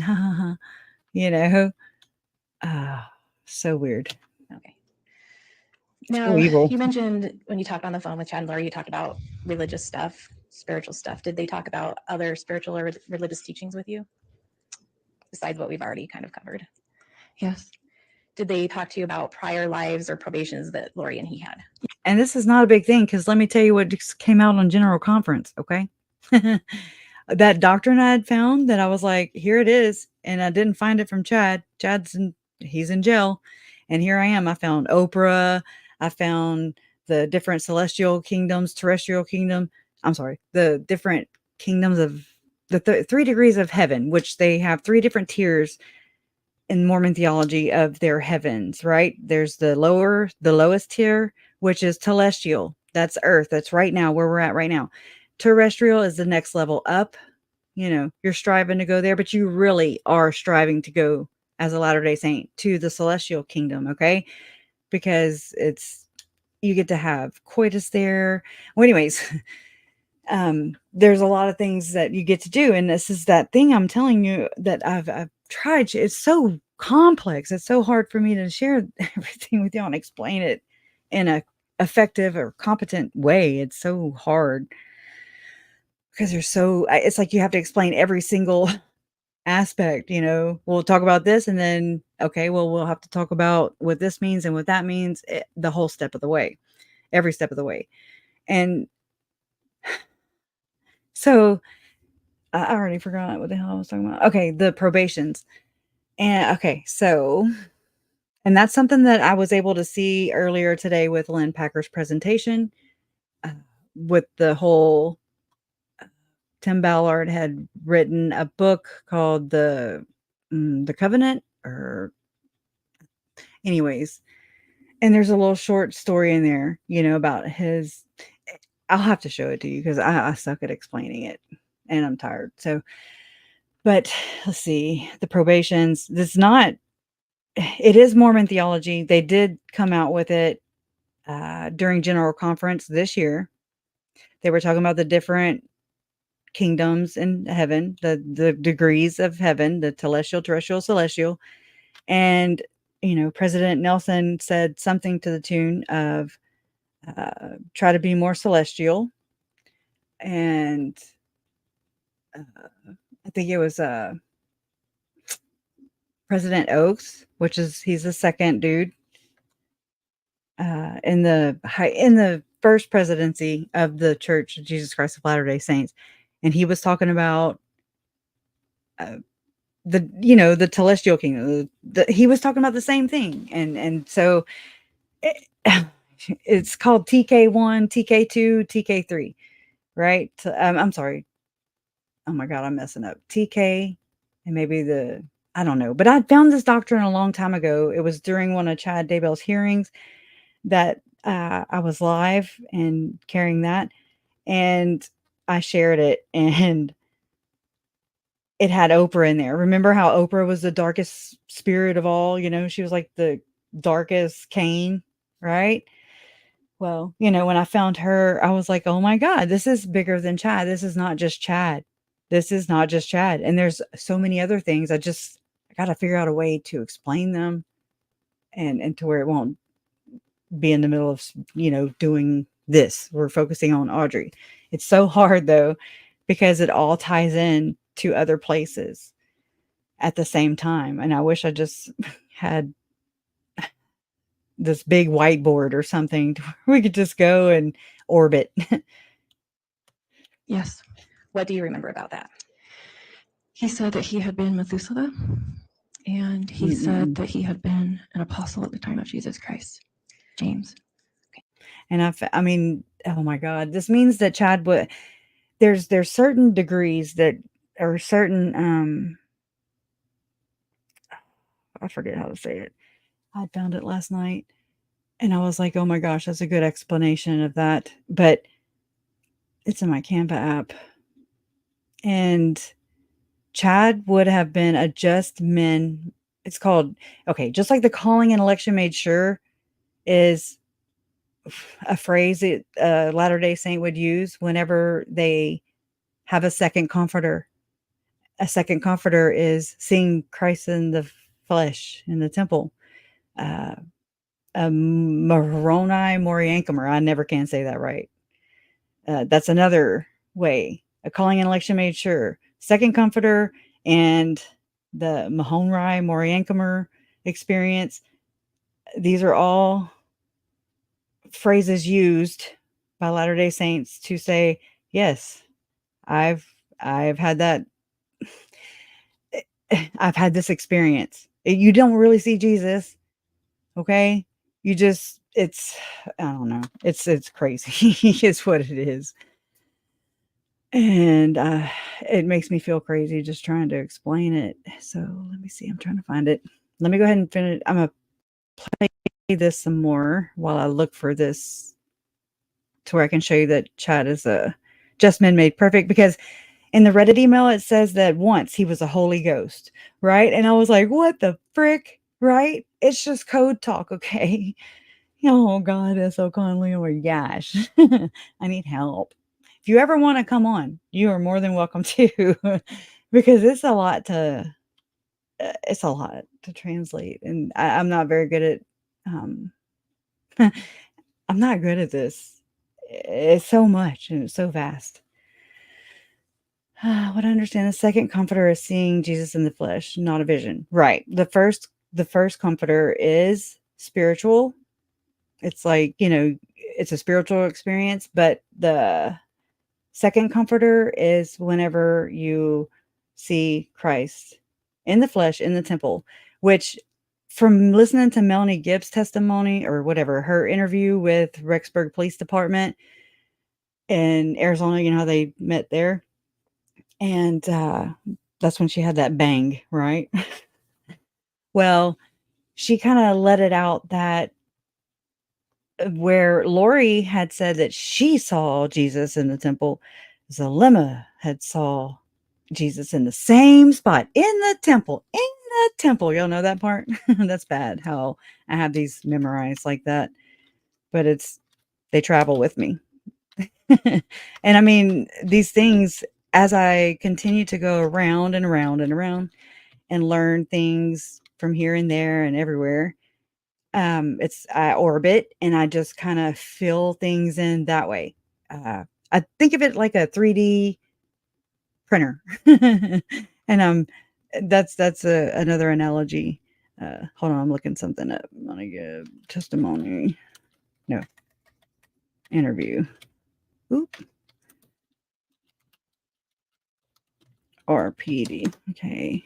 Thank y'all for hanging tight. Just gonna try and find this real quick. All I gotta do is type the word in, and that way we don't have to listen to Melanie Gibb. We'll save some. We'll spare me, right? Okay, let me get to the transcript. I know y'all can't see it, but you ain't missing nothing. I'm just looking for something. Control T. All right, now in the temple. Temple.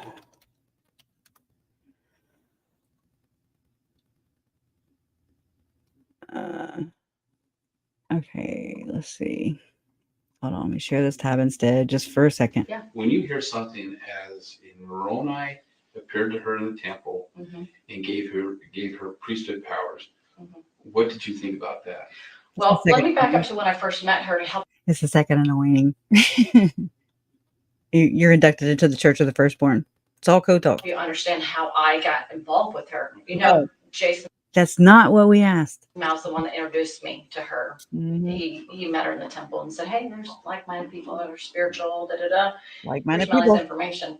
So she meets me and she hears me talking a little bit because I'm doing something for a steak event. It was really normal and good, and had to do with like natural preparedness kind of things, something that we all can learn and enjoy. Normal. Anyway, afterwards, she's in the back with Melanie. And then I came out, and then she came out, and Melanie was still in there because there was other classes going on. And she was just so excited to meet me.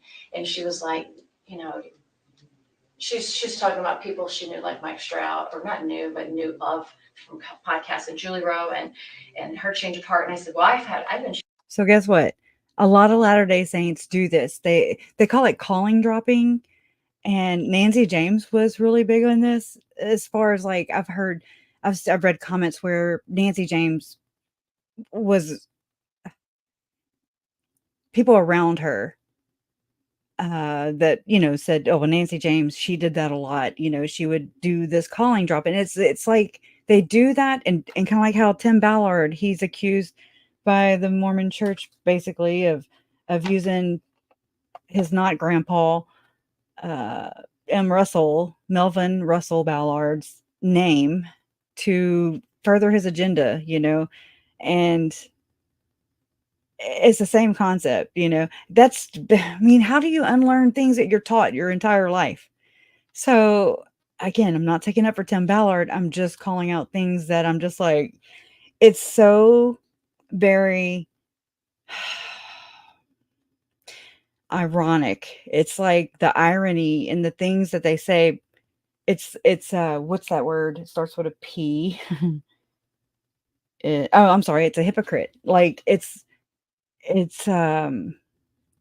okay because they do it themselves. The leaders do this themselves. They do double speak. They do one thing and they say another. In my opinion, this is what I've observed over and over and over again.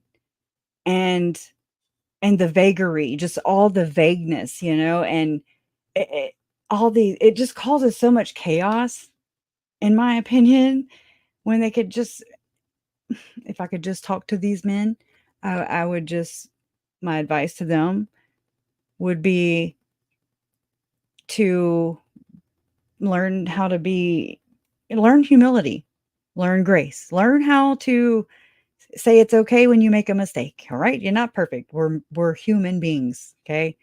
And they never say they're sorry. They gaslight everybody. They do. And it's so, I'm on so many different spectrums in this, because it's like, I have seen where this is. I've watched these people and analyzed and studied their behaviors and things they say and how they treat one another. And it's like the project, deflect. Y'all have been saying that for I don't know how long. And that's exactly what we see in every one of these cases. Projection, deflection, and then the persecution complex and the God complex. We see that so many times. And I think that these Latter-day Saints, they have the best of intentions, but it's like they're upside down. Like up is down, down is up, left is right, right is left, because double speak their entire life. That's a type of indoctrination that is very deceptive. And the gaslighting, changing speeches, okay? And taking things out of the speeches to where people are like, wait, I remember that speech saying this and this and that, or whatever. And then they go back and the church has changed the speech with the man from back in the day before they had all this kind of stuff, right? And so that's gaslighting. They'll say that they remember that speech one way, then years later go back and revisit that talk or whatever, and it's totally different. It's so wrong, and I just hate to see people innocent, even Melanie, even Audrey, all of them, even Lori and Chad, they are deceived as well. They were set up for failure. I mean, they never stood a chance, really. And Ruby, it's like they were taught such.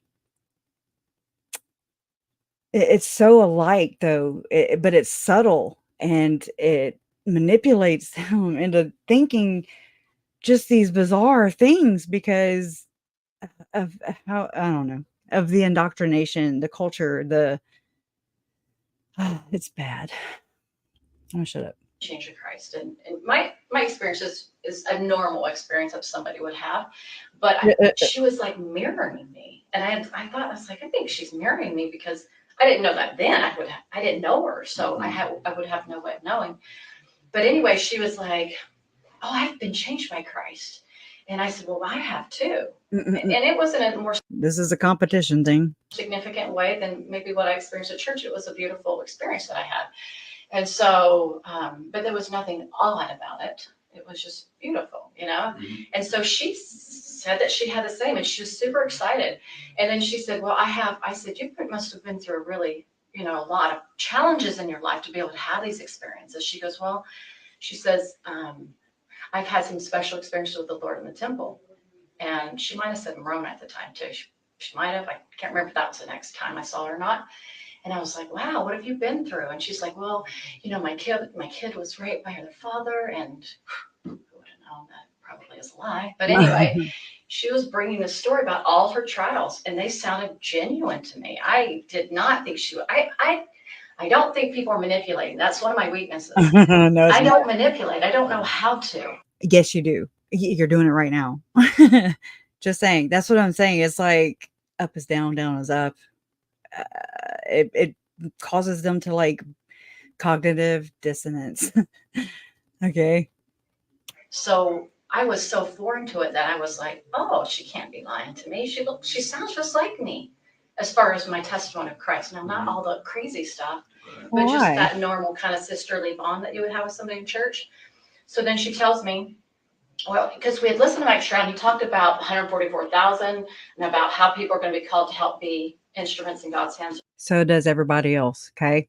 Bringing people together like the lost tribes and different things in the last days. And so she says, well, I've had these experiences, and I know that I'm part of the 144,000. The Lord sealed me his in the temple kind of thing. That's polygamy, guys. Okay. In my opinion, this is polygamy. Modern day secret polygamy. And I didn't necessarily disbelieve it. It wasn't a new thought for me because I had listened to different podcasters talk about some of their experiences, and I didn't think that they were lying either because they sounded like it matched Mormon doctrine. All of it did. It did. Because I'd read the scriptures a lot, and I thought, well, you know, I know about these things, but somebody's actually having them. And so, but you know, people can have real experiences, but somebody can take that and act like that as their own. Sure. And I think that's what she did, is she took some information that could or couldn't have been true. I don't know if the guy had it or if he was deceived. I don't know that personally. But anyway, What guy? What is she talking about? I just caught that. What the hell? What guy is she talking about? Mike Stroud? Anyways. And I think that's what she did, is she took some information that could or couldn't have been true. I don't know if the guy had it or if he was deceived. I don't know that. And here, this is where they throw Julie Rowe under the bus. And this is tactics. These are tactics that are learned behaviors, in my opinion. Personally. But anyway, she learned a lot about, and Julie Rowe, they talked about casting out. They talked about when evil spirits, you put your arm to the square, you cast out, you use, and then talked about love is your most powerful weapon. I think that Melanie Gibb is actually like just pulling from her database of all the things that she has absorbed, really, because it is a collection of, it's a marinade. It's like not a marinade. It's a gumbo. It's a soup of all these different doctrines and this theology. It's all different, but yet it's very repetitive as well.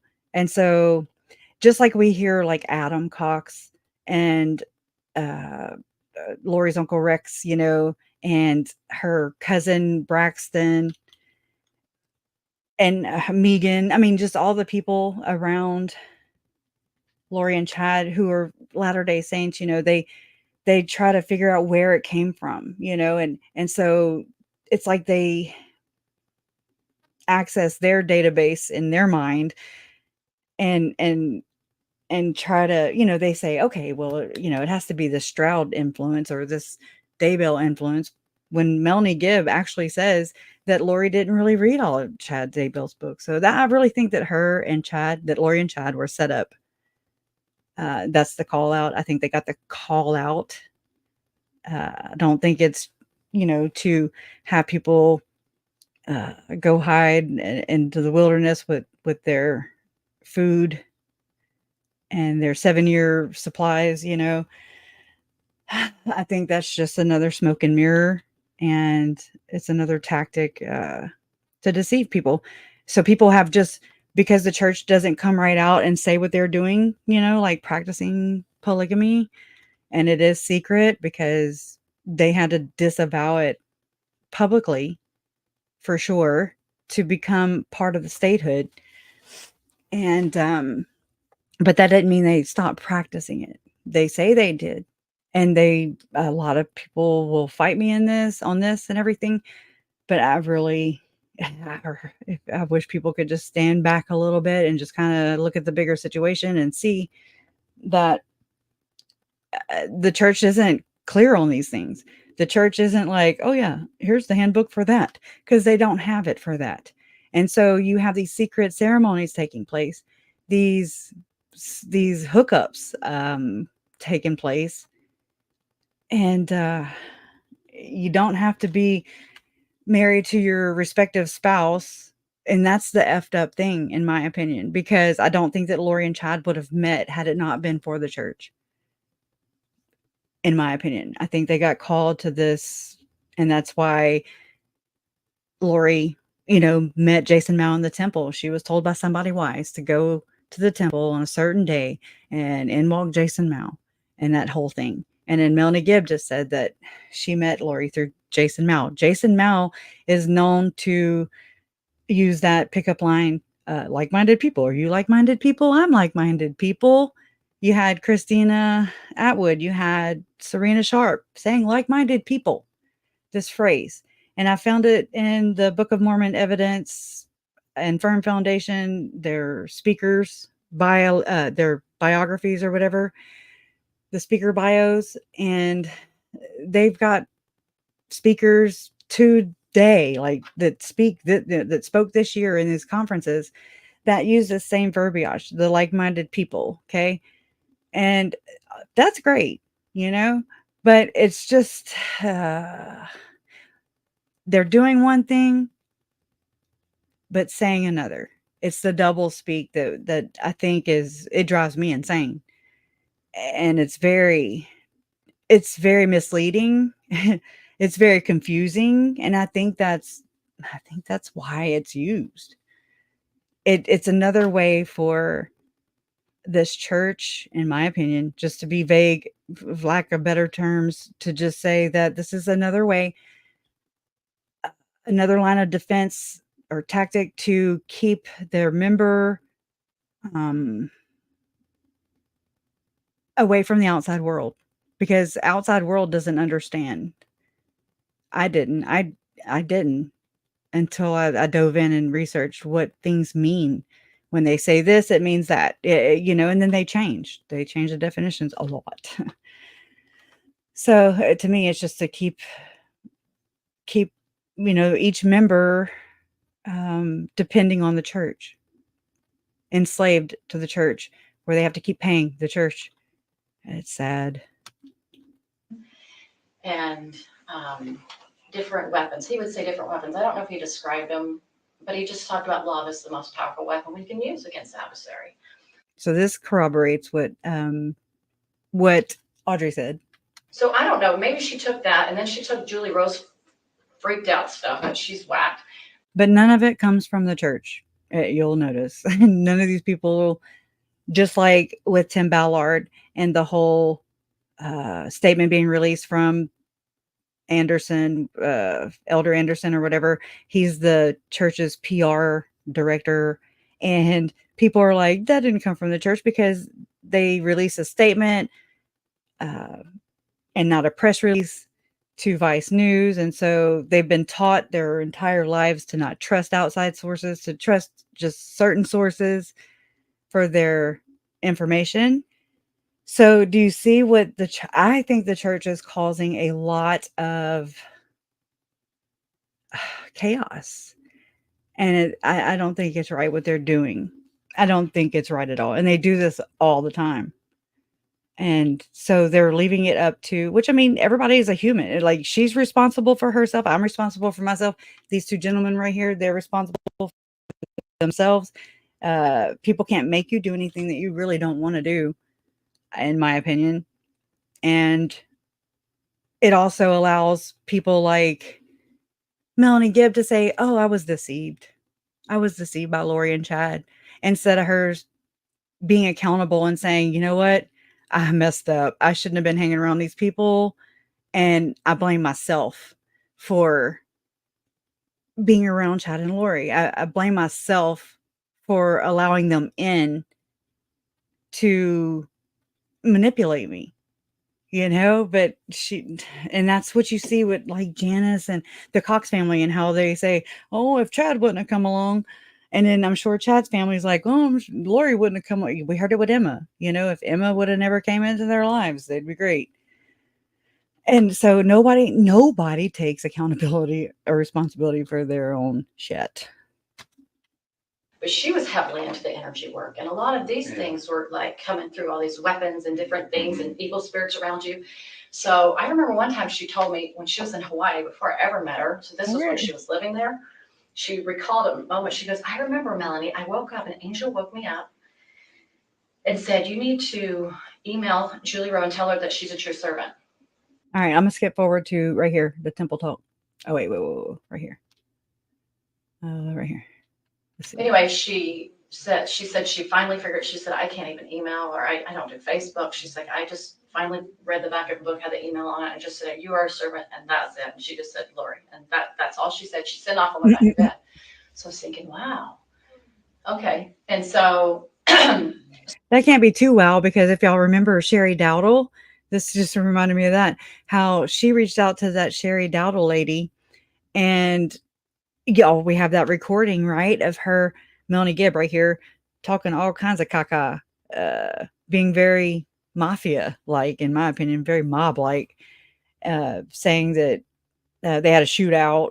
Her version of how everything went down, especially with my Uncle Charles, was so very gangster and cocky compared to what she has revealed via testimony and or her interviews with Keith Morrison and Nate Eaton.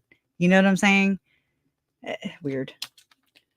So when her and I met that day, she's like, I know that she must have told me about Moroni, or he was the savior. I know that he's called me to be part of that 144,000 to help other women. I'm to gather other women, something like that, and help them be part of the gathering kind of thing. Okay. So her and I go to the temple. We go to the Phoenix temple because I remember the Gilbert temple was closed. Okay. So now this tells me right here that they were sealed in the Phoenix temple. I've been thinking it was the Mesa temple. So we're going in there. This is, if you're LDS, you're going to be surprised by this. This is where the deception really began. Oh no. I go into the temple and I'm going in the dressing room. We're getting our white clothes on, and she is in the dressing stall. That I come out and I stand behind. They have an arch window in the Phoenix temple, right in the women's room. And I'm standing there, and all of a sudden I get this like heat all over my head, and I'm like, "What's that?" So I said, "Lori." She comes out. I said, "Feel my head," and she goes, "Oh, it's happening." It's happening. And I was like, "Yeah, it's really hot on top of it." I didn't have a fever. Nowhere else on my body. Menopause. It was hot. And it wasn't because the sun was coming through. It was really like this heat. And it lasted for, I don't know, like a minute or two. Gross, because her brains are so big. And she's like, wow, it's happening. I'm thinking, wow, that's pretty awesome. I'm thinking that's good. Now, this is where I kind of picked up, and let me know if you get something different, but this is where I think that Zulema had the same experience, second comforter experience as Lori. And so anyway, we go into a couple of different rooms. I don't want to share too much because it's a temple. Right. But anyway, she thinks that she has the power to ordain me at that point. And she did because of the secret ceremony, the polygamous ceremony. If it was a second anointing, then it would give Lori the same exact priesthood power as her husband. her sealed husband, her spiritual husband. To be part of this 144,000. And so she says a little prayer. That's her thing, her little prayers. And did she say when she got the keys to ordain you? Yeah. I was like, what are the damn keys? Because usually only the prophet of the Mormon church has these keys, right? But that's not the case. It's not the case when it's secret. When it's secret, all hands on deck. Everything's off the table, okay? No rules. They're rules. We just have to take everybody's word for it.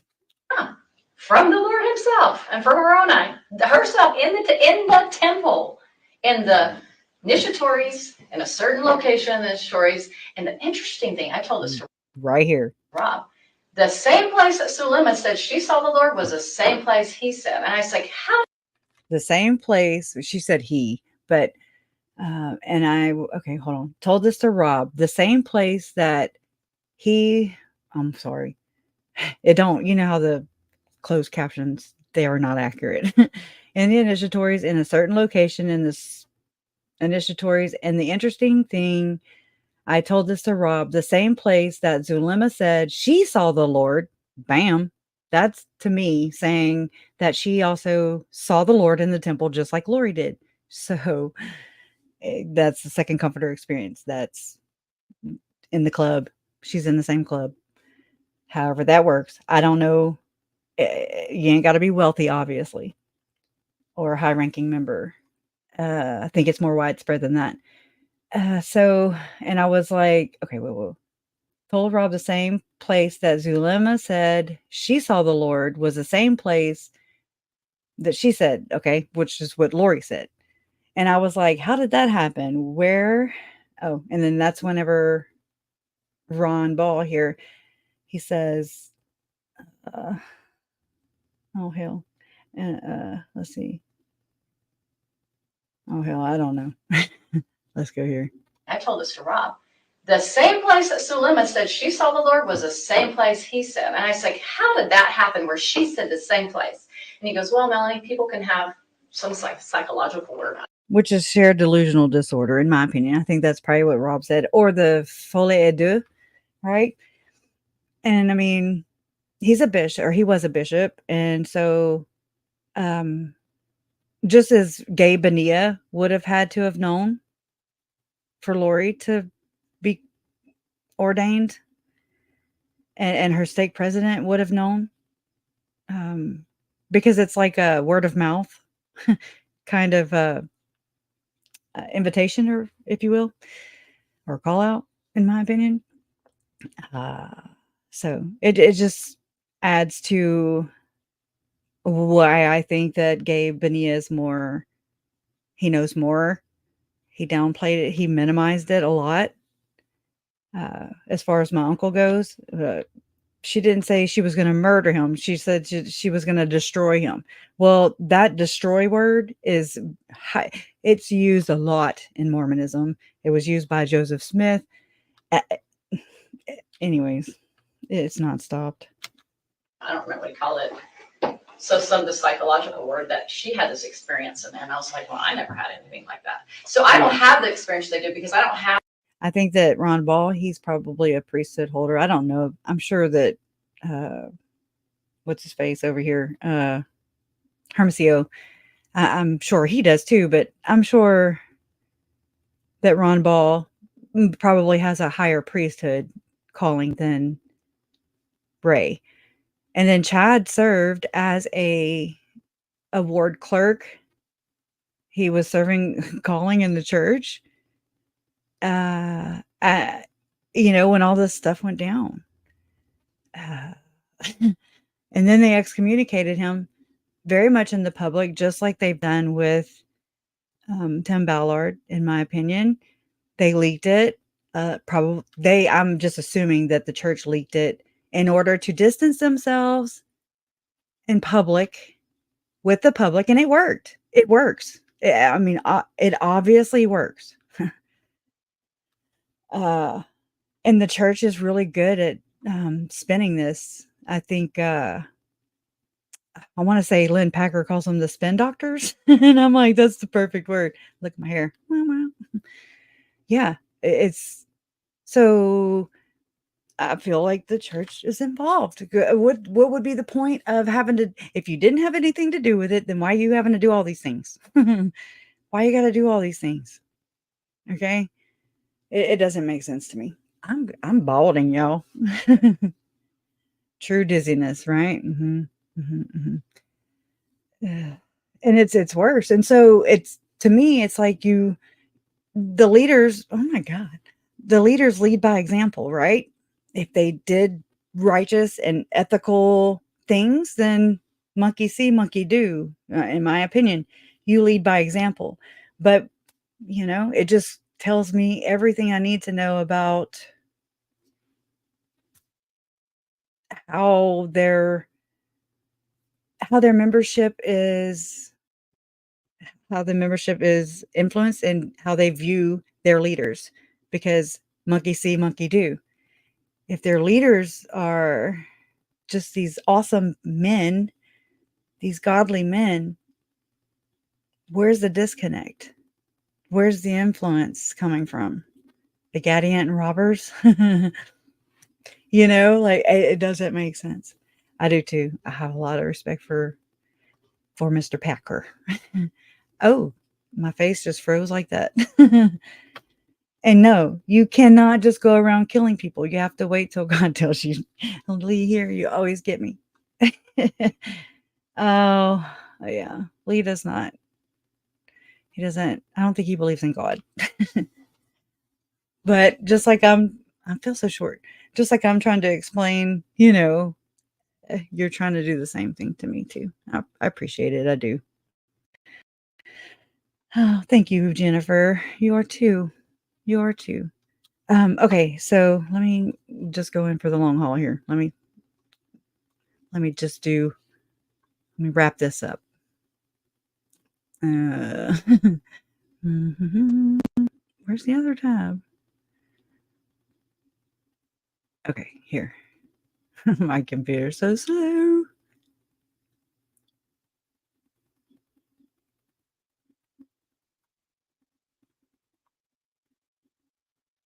Come on.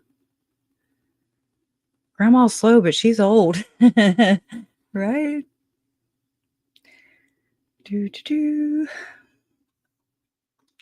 Come on. It's pissing me off. Oh, it's not responding. Great.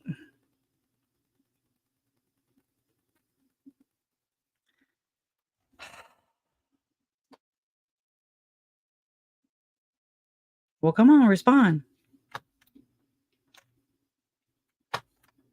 Oh, hell.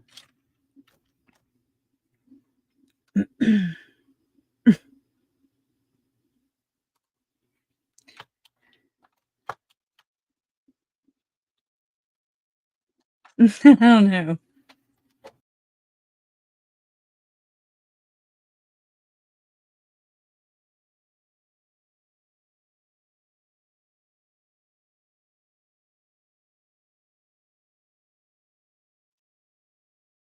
I'm pretty sure she'll be back in, y'all. She was froze. She didn't know we could still hear her. How is everybody tonight?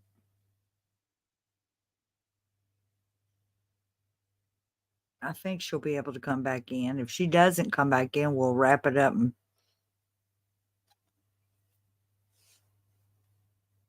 go to the next one.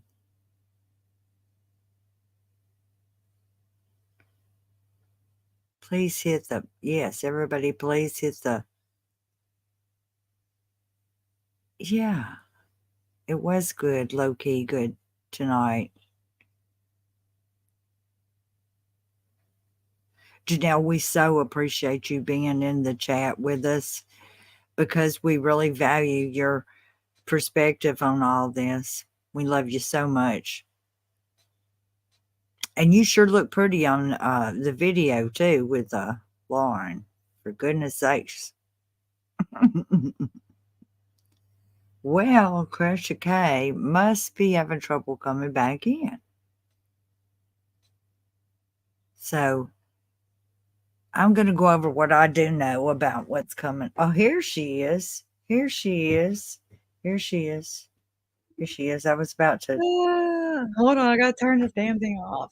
I don't know why I'm so big. I can't find the window to shut it up. It just kicked me out.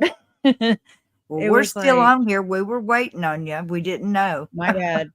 I was like, I don't know if y'all can see me because it was just like not respond. It said not responding. And I was like, Control Alt Delete. That's the one thing I do know. So, okay, well, let me finish this off. Okay, let me get out of here. Let me do this and this. Thank y'all for being so patient as always. You guys are the bomb, the bee's knees. You guys are cool like the other side of the pillow. So corny, right? Okay. She said that okay. It was still playing too when I came back in. Elena or Elena? Elena. All right. Let me back. At some point, did you remember about the time when he said he was Methuselah? I remember that she was somehow around, according to them at that time.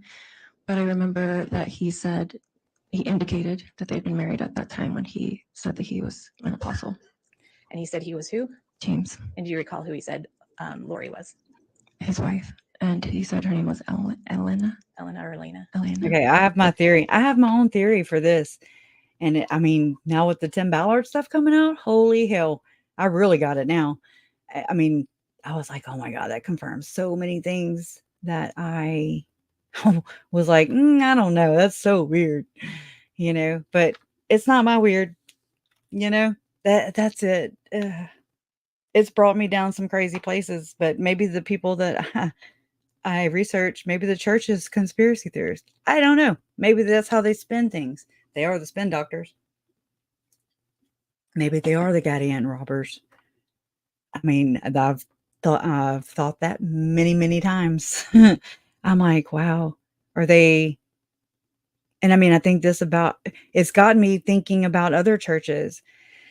I mean, to where I don't even feel like I need to go and research them. It's just from my experience, and like growing up, kind of, I don't know. I was not devout ever, but I had to go to catechism every year. Just saying. So it's the church was never just like it is to an LDS member. To me, and from my experience, I never, my life didn't revolve around a church. So I don't share that same experience, but I can imagine, like, I'm pretty good with my imagination and, I can picture things. Yeah. Well, anyways, but I think this is how religious institutions are holding people in bondage or, enslaving their members to conform and keep them indoctrinated, keep them paying them, and they hold their salvation. They hold their salvation and this idea of being able to, expedite that member to be with their family members who have passed on before them in the afterlife. And when really, in all reality, we don't know what comes after this. So nobody gets to really do that. To me, that's its own form of human and sex trafficking. Yeah.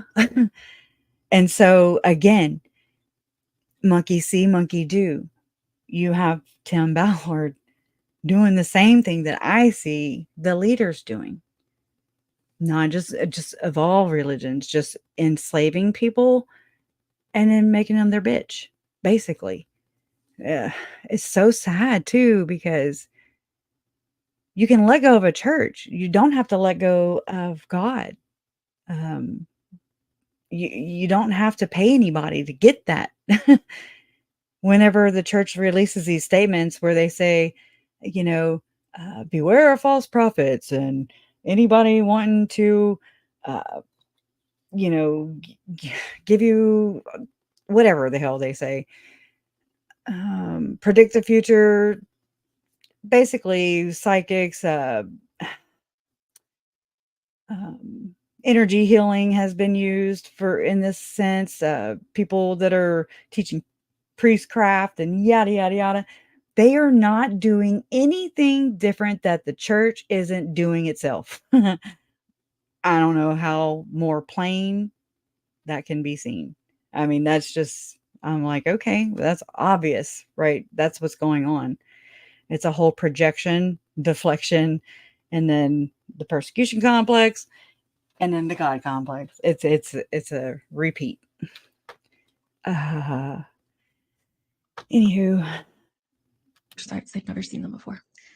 Did you visit with them at that time? I did. Where did you guys visit? We went to a place called Adam on Diamond. And I think Autumn on Diamond is this place in not Joplin, in Missouri, where Jesus Christ, where the in Mormon theology, in Mormonology 404, I call it 404 because the internet gets scrubbed all the time, or 144, depends. Mormonology 144, it states, no, I'm joking, but this means that Autumn on Diamond is where Latter-day Saints believe, because they've been taught, that Adam God will return to, where is it? Jackson? I always forget the damn place. Anyways, but it's at this place in the Temple Lot over there in Missouri, which is where Audrey lived for a brief time. And she was like basically Lori and Melanie Pulowski's tour guide while they were there. And so I don't know if this is just another leg of this for lack of better term, I'm gonna have to say ritual. I don't know. It's like a third leg of it. I don't know. Maybe I don't know what they did. I don't know what they had to do. But Audrey allegedly like showed them around, and anyways, I don't know how to explain it. It's so crazy. And to the temple, and they went to Liberty Jail. Okay. Liberty Jail. They went to Liberty Jail. Liberty. At some point, did you also go back to their hotel room? I did. Did you stay there with them? I did stay there one night, yes. Okay. Now I want to talk to you a little bit more about this experience that you had in the conference in the summer in the hotel room. Mm-hmm. That was, I think, the first time you'd heard about this idea of zombies and people being possessed. Is that right? Yes. And do you remember when you first heard Lori use the term zombie? I don't, but it would have been in the summertime. Okay. And do you know what it meant when she was explaining this, if someone was a zombie? Mm-hmm. Yes. The idea was like the person was possessed and that there was a spirit in them that needed to be taken out. Did you ever discuss with Lori or Chad whether someone was light or dark? Yes. What did that mean? Chad had this idea that, I guess, like he would say if someone was light or dark, depending on if like they were predominantly a good person or if he predominantly thought that they were a negative person. And I don't think this is Chad's idea. I think that Chad and Lori were devout members of their church. Lori thinks that what she's done has been done in righteousness. You heard her. You heard her yourself when she said no one was murdered here. No one was murdered in these cases. In this case, I believe that she was duped. It's kind of like a big fish eats little fish. If you can picture it, like the pyramid that it is, or the tiered system that it is, or the mafia type system, how it's set up, or MLM, however you want to set that up to do an analogy here. But basically, big fish eats little fish. When Alex allegedly, because Alema said, we don't know for sure that Alex said this, but And according to his wife of less than 2 weeks, Salima said that Alex said, I'm either a man of God or I'm not. And he also said something about being their fall guy. And so I think that Alex, it's like a whole bunch of people duping other people. And that is very prevalent and runs thick in Mormonism with all the MLMs, it's the fraud capital of the world, not just the United States, of the world. With all the Ponzi schemes and the MLMs, everybody's selling essential oils, and I mean, which is great, but it's dupe. Everybody's duping everybody. It's like-minded behavior because they're being duped by their church, and so they don't see anything wrong with it, and that's scary and it's sad. But so Alex was Lori and Chad's fall guy. I think that Lori and Chad are the church's fall guy, because I think that the product, whatever the hell they're doing, it's dark and it's not going to sound good. And I don't know where this goes. I just got to get it off my chest, right? Do what you will with it. All I do is picture Tylee and JJ and how maybe we just don't know about their last days. We don't know if they were tortured. We don't know if they were, well, we know JJ was drugged for sure. I can only imagine. We can only imagine the hell and the torment and just turning the pain up and just distancing, being abandoned. Just like with Ruby Frankie's kids who were being tortured, allegedly duct taped, where so bad that the little boy was like, it's my fault. Jesse Hildebrandt, who was allegedly abused by her aunt, Jody Hildebrandt, who's a therapist. That's another theme in this, is the therapist. David Hamlin was a therapist who is sitting in either Utah County or Davis County, on no bond for some really heinous crimes just like these. And it's like there is this cult within a cult, and it is this network of these protected I'm just going to say offenders. The church seems to protect these people way more than they do their member and their children, their lambs. Okay? And that is so, I mean, you can hear it in my voice. It just shook, it's very sad. It hurts my heart to know this. And I know that I'm not the only one that sees this. I know I'm not the only one who suspects that the 1-800-LDS helpline is used for self-preservation. It is not to protect its innocence. It's not to protect its innocent victims.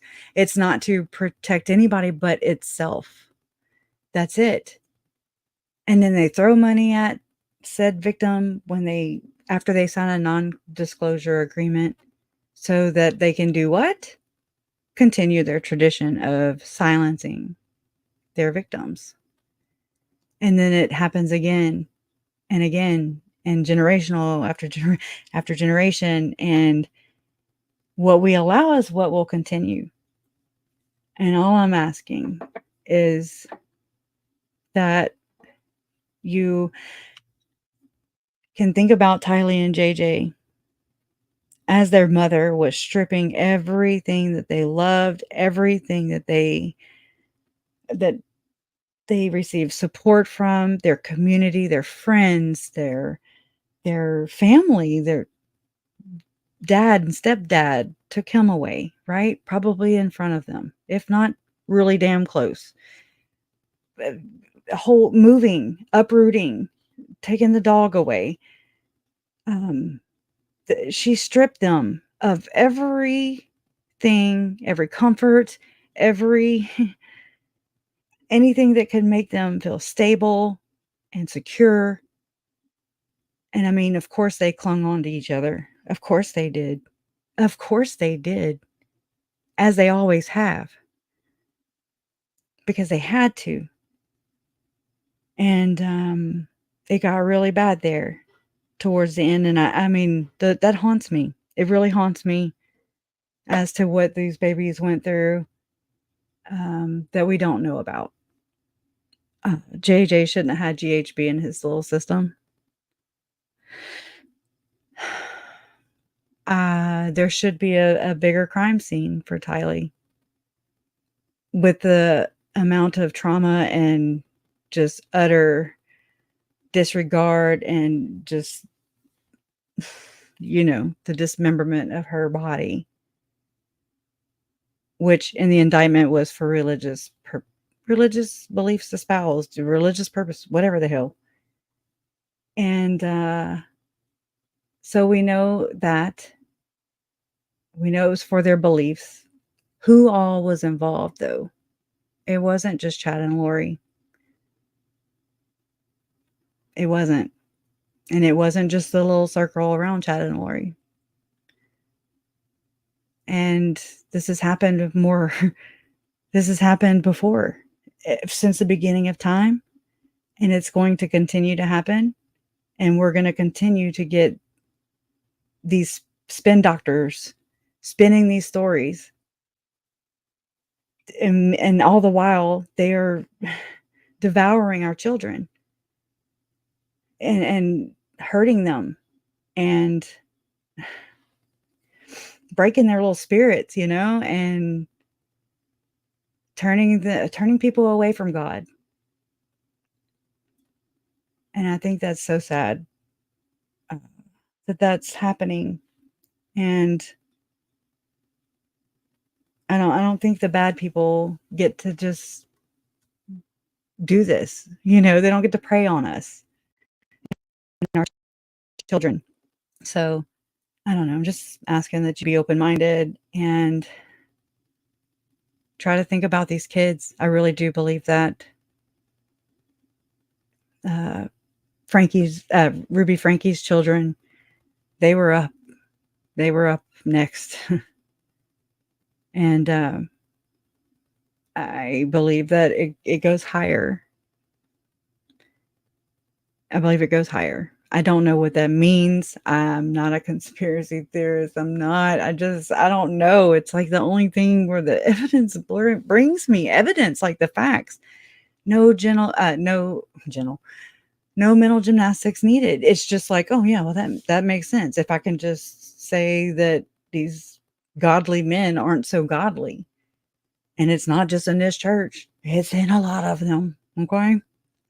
And there's this network and like Jehovah's Witness Church, Scientology, Mormon, Catholic, all these churches where people are hurting our kids. They're murdering our kids. And then they gaslight everybody and they're just like, oh no, they're mental. They're crazy. Oh, look, she believes in Nephi and she believes she's married to Moroni. And they spin it and they deflect the smoke and mirrors. And I've had many conversations with myself, with my God. And I'm like, no way can we be here. No way. Why am I here? Why did this happen? How did this happen? What is happening? And you just kind of take a collective look at everything. You just that's what I do. I just kind of step back, and only analogy I can use for this is like I'm looking down at the world, like the entire world. I don't know how to the ball, it's a round thing. And it's like this whole situation. It's like I'm able to not, and I say see, and I mean visualize. I'm able to visualize the bigger problem, or the problem on a global scale, if you will. And that's what I see. It's worldwide, and it's not just affecting Rexburg, Idaho, and it's not just affecting St. George and uh what the hell is the name of that? Springville, Utah. It's not just affecting every little town and every little subdivision. It's everywhere. It's all around us, and it always has been. And so what we allow is what will continue. And if these predators continue to be protected and our victims continue to be silenced, and then if we turn away, all we're doing is silencing that victim even more. We are just shushing them. Then you have people claiming to be victims and they're not. And it's so scary. It hurts my heart. It hurts my heart. And if I can just, this is kind of weird, but I need to kind of get this off my chest too. And we'll just kind of let me know what you think. Because, I really do value how and what you think. And I really want to know your thoughts on everything. And, don't be scared to call me out. I'm not above, my ego is not out there. We all have that tendency, but, I don't mind humbling myself in constructive criticism. It does sound crazy. I'm the first one to tell you. But there is a prominent person of that area of Idaho. And I really can't go really, really into it. Now, when I was looking up, and so now I'm going over to how I looked up, and this is before Jimmy Rex came out with his podcast, right? I looked up Dave Lopez. It was like the night before, okay? And so I was listening to Jimmy Rex and didn't even know it, okay? But he had David Lopez on there.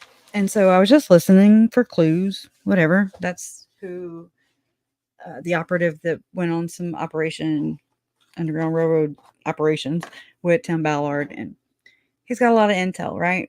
And okay. And this also ties in with how there was this woman that contacted my parents, and then my parents gave me her number probably about 2 years ago. And her story sounded just as crazy as ours, okay? It sounds just as crazy as ours. And that's why Mom was like, oh my God, this woman's story is so crazy. It sounds as wild and far out as zombies and da-da-da-da. And she was like, she was like, my mom said this, she was like, it had to be real. I believed her because it's so damn bizarre. You can't make this shit up, right?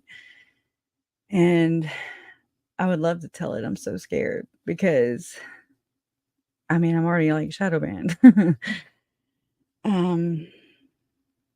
But I'll tell you the connections. You connect the dots. That's all I can do. Okay. It's just a theory. But there's a well-connected Mormon billionaire. We'll just say Mormon billionaire. And in that part of Idaho, that has, according to Adam Steed's story about the Boy Scouts of America, this prominent person owns, let's say, a news media company right there where all that happened. Chopper came out the day the kids were pulled, from Chad Daybell's backyard. And also owns a company where Ian Pulowski is alleged to have worked at one point in time. And it's a very wealthy with the B, like it's in the billions, you know, of how wealthy this person is and how this person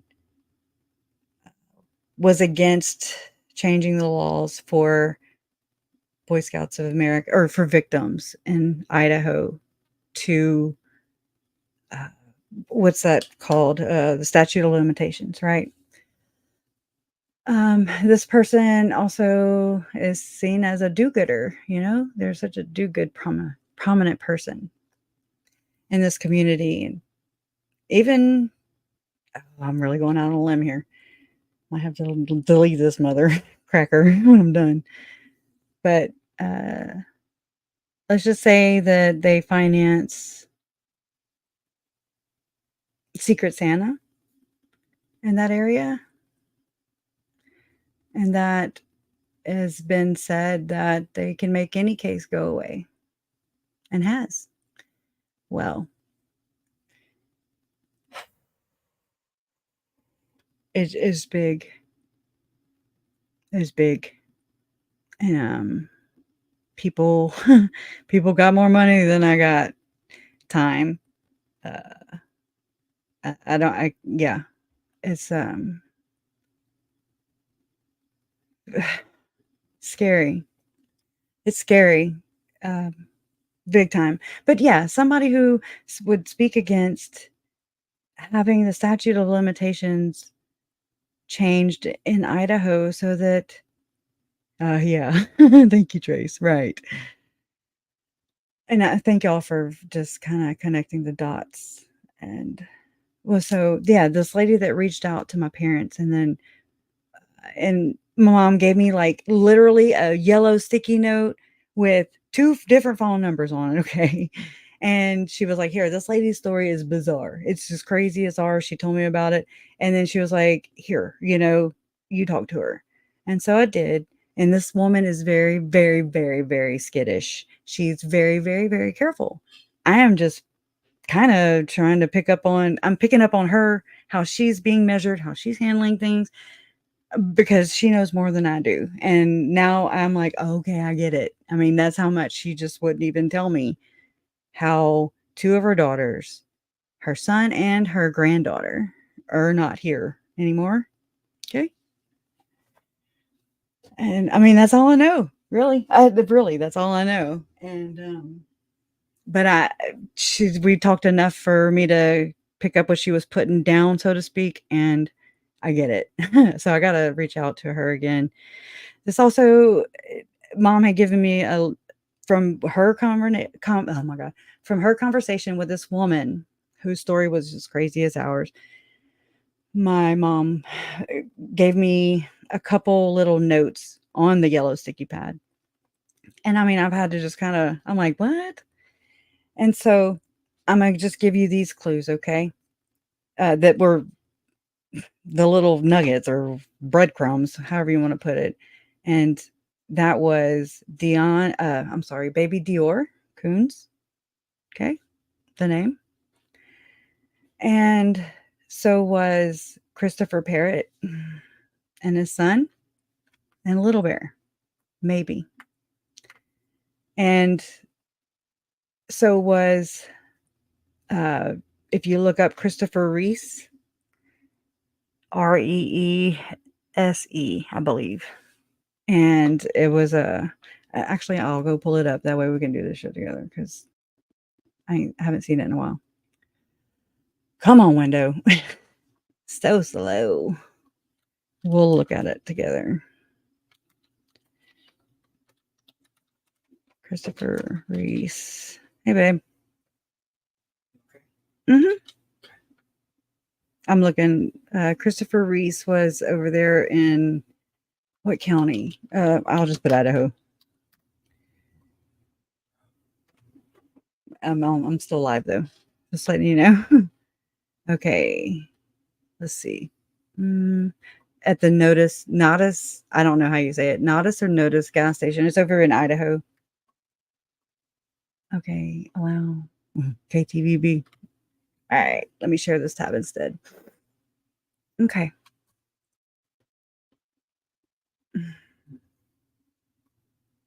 I'm not trying to leave. Move. My computer's being so slow. I'm gonna have to. Yeah, I usually do that. Okay. This says, I'm gonna say Nodis, okay? Because I don't know how. So this woman is the one who gave me this one, and that's about. I'm saying there's just you got to kind of fill in the blanks because you're, there's something big. Nodis gas station murder still under investigation 6 years later, and so this was December 17, 2020. Okay. I hate pop-ups. 20. Oh my gosh, I shouldn't have pushed it. It got me. No thing. Oh, where the hell did the damn story go? That's dumb. Let me go back.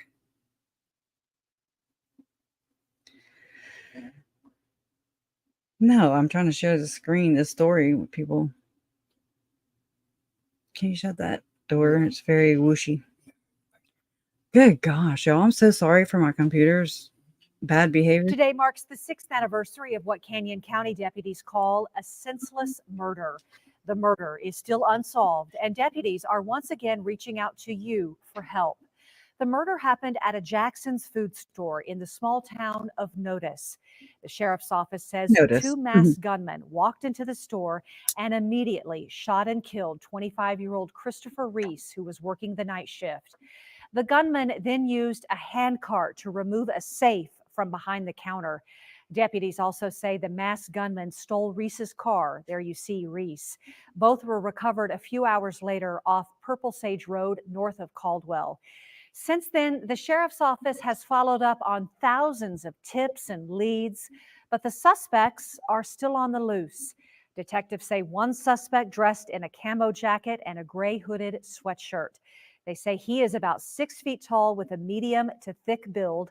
He was dressed again in a camo jacket and a gray hooded sweatshirt. The second suspect is about 5'10". That suspect also has a medium to thick build. And they say that suspect was wearing jeans and a dark colored sweatshirt. Both were wearing masks and tan or brown colored military style boots. Investigators say they have not ruled out the possibility that more people could be involved. Jackson's, meanwhile, they have also offered up to a $100,000 reward for information leading to the arrest and prosecution of those responsible. So if you have any information to help solve this cold case, call Crime Stoppers at 208-343-COPS. Okay, hold on. Because My boy. Oh hell. Oh my gosh. Okay. Y'all, I can't compute. So just put a tab in that. I'm gonna try and get back. Oh, I've already opened up a whole nother window. Okay, hold on. And okay, hold on. Videos. I had to watch a couple of them to kind of piece it together. Let's see, how long is this one? And it was like snowing, and it was like 3 o'clock in the morning. And let's look. Let's check it out. It was shot execution style. They brought a dolly. They came in with no vehicle. Okay, and 3 o'clock in the morning ish, and snow. Look how they're dressed, and they bring in a whole hand truck, a dolly. Okay, so what they do? Wheel it in because they didn't drive there. And okay, so they go in. They shoot Christopher Reese, execution style, 25-year-old man, single, but he had a daughter. And anyways, they go in, they get the safe, they shoot him or whatever. They take his car, his Lincoln LS, with the safe. They put the safe in it, but then they abandoned the car and the safe not far down the road. I was also looking into Mike Bullinger. But anyway, so yeah, mom's note had said Christopher Parrott, I don't know, Jr. it would be his son. I mean, that was on the note. I don't know about anything to do with this. And she talked about a gun. I'll have to find the note because I was like, oh my gosh. So here, no. Anyways, I'll find another. Hold on, just 1 second. So this was more by Boise, right? Oh hell! Oh, they did a reenactment. That's what it was. Okay, we're gonna watch the reenactment. Allegedly, one day. Come on. Where we can all see it. Oh, hell. How's it not available? Oh my gosh. I want out. Hold on. I'm opening it up slowly into this other window.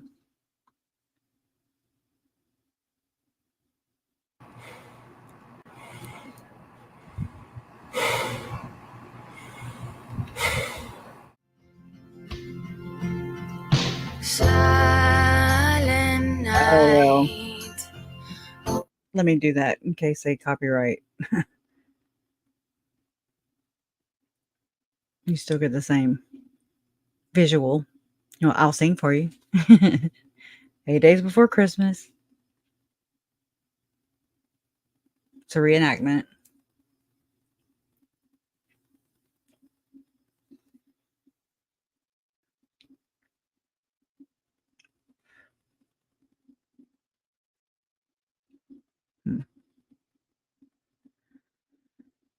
Of course, you know, you got a lot of preppers around there, so could be anybody. A lot of supremacy, you know.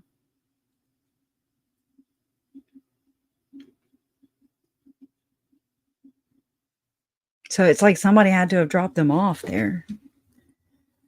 Not gonna walk down a highway. What a damn dolly. Oh God, I'm looking for my other shoe. Okay. Now this isn't that woman's son, so I still don't even know who her loved ones are. There's 3 members of her family that were murdered and 1 granddaughter that was kidnapped. So I don't know.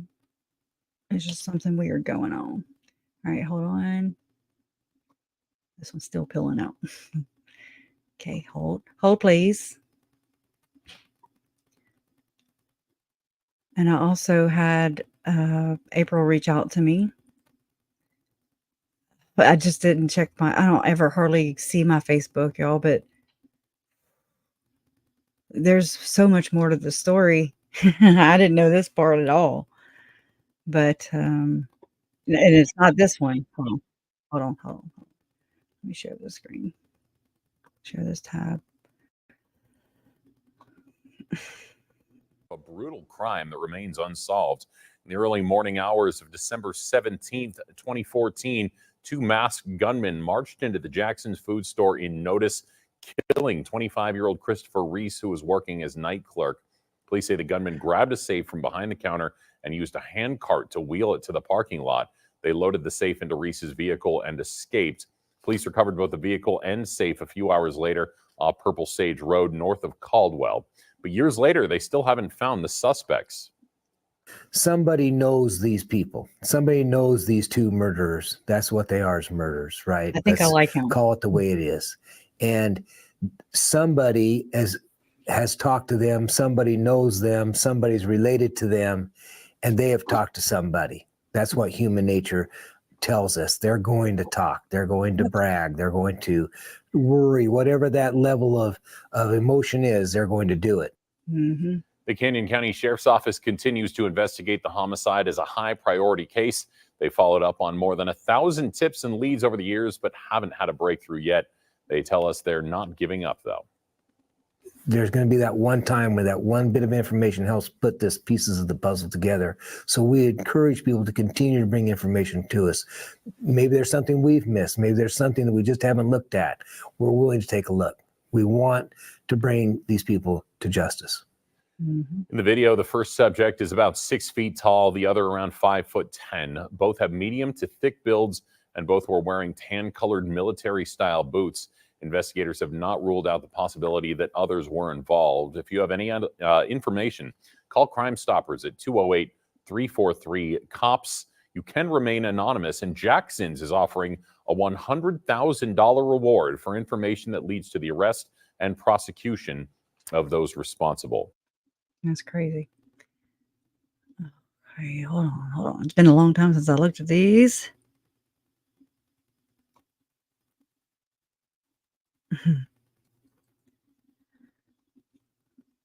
I'm scared to push this button. Okay. Allow, for Christ's sake. Come on. Allow. I'm allowing the cookies. Cheese and rice. Come on, picture. This is Associated Press, KREM. Notice Idaho authorities in Southwest Idaho say they are examining new surveillance video involving the shooting death of a Nodis convenience store clerk. The Canyon County Sheriff's Office says the video is from a private home and could help solve the December 17th killing of 25-year-old Christopher Reese.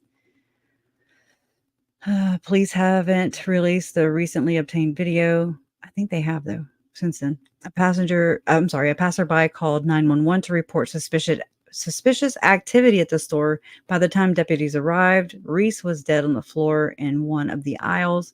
Security cameras in the Jackson store show two suspects wearing dark balaclava, I don't know how to say that, whatever style face masks and gloves. One carried a pistol and the other had a rifle. Canyon County Sheriff's Lieutenant Chris McCormick says 20 investigators went door to door throughout the Notice area. I was about to say Notice, and generated a number of new leads. Okay, so saw that, Grandma? Wow. I don't know if this would play, or did they take it down? What the hell? It's just not my day. Some Mercury retrograde going on, or what?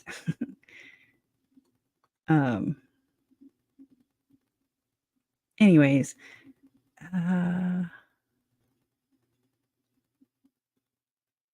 let's see. I like that sheriff. I mean, I try to read them, I'm like, is he trustworthy? Stoppers, and of course we're here at the Notice service station, Jackson's food store, where this very low crime took place 4 years ago. And as you all know, a young man senselessly lost his life, an innocent person in a very tragic event. And I want the public to know, I want you to know, certainly we are in contact constantly with the Reese family. And although they do not live here now, they moved away. We're in contact constantly. And it's very important to know for them and for the public that this is a very, very active case. This is not a closed case. It's not a cold case. This is a case that sits on our detective's desk every single day.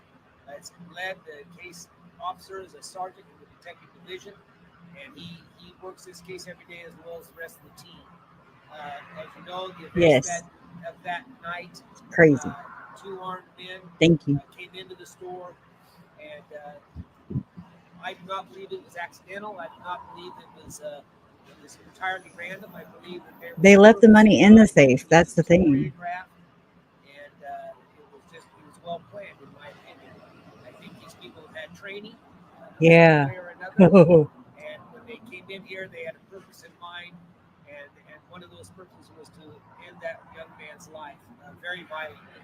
I'll gather it. Of course, as you know, the safe inside the store was taken, was ultimately recovered, as well as Mr. Reese's car, which was taken during the robbery. That too was recovered, and we continue to process evidence, if you will, from that scene with our federal partners, not just here locally, but with our federal partners, with the FBI and others. So it's a case that continues to haunt us. It's a case that continues to haunt the Reese family, and we're not stopping. We're not giving up. We're going to chase this down to the very end. And what we would really like to do is implore the public once again to come forward with information. The smallest amount of information is great to us, right?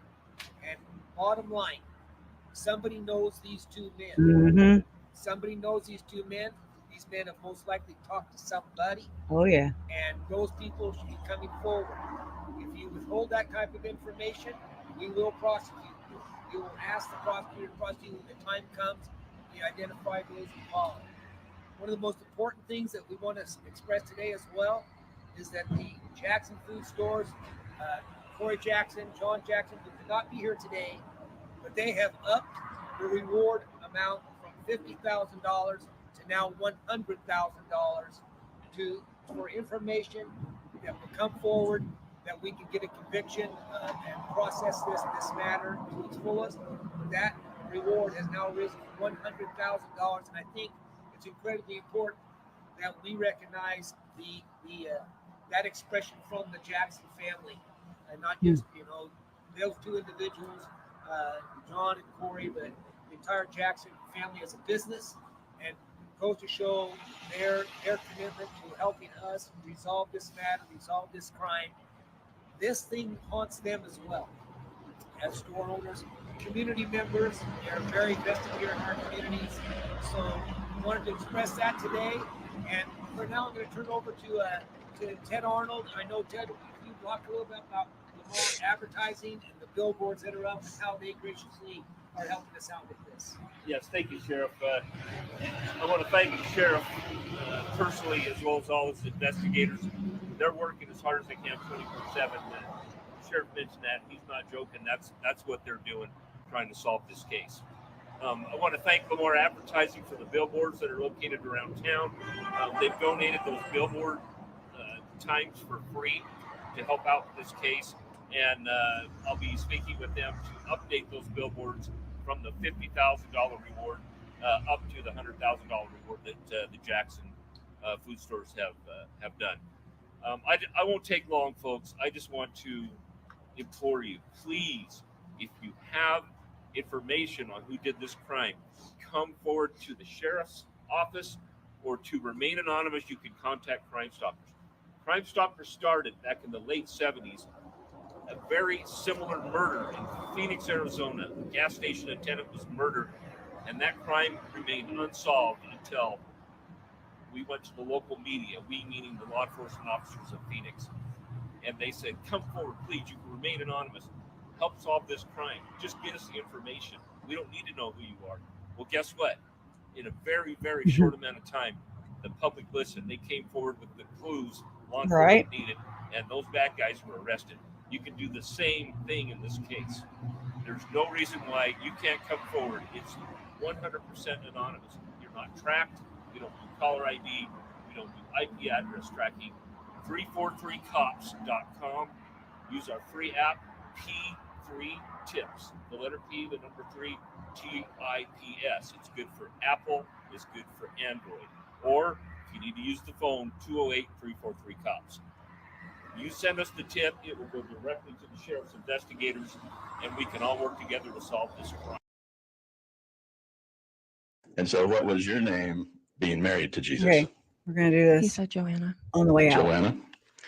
So when Chad Daybell told you that in a previous life, your name was Joanna, and you had been married to Jesus, what did you think I'll of get that? all that together for you. Just kidding. Just kidding. At the time, I thought it could be true because I trusted him. You thought it could be true because it sounded cool, huh? Is that a yes? Yes. It sounded amazing, right?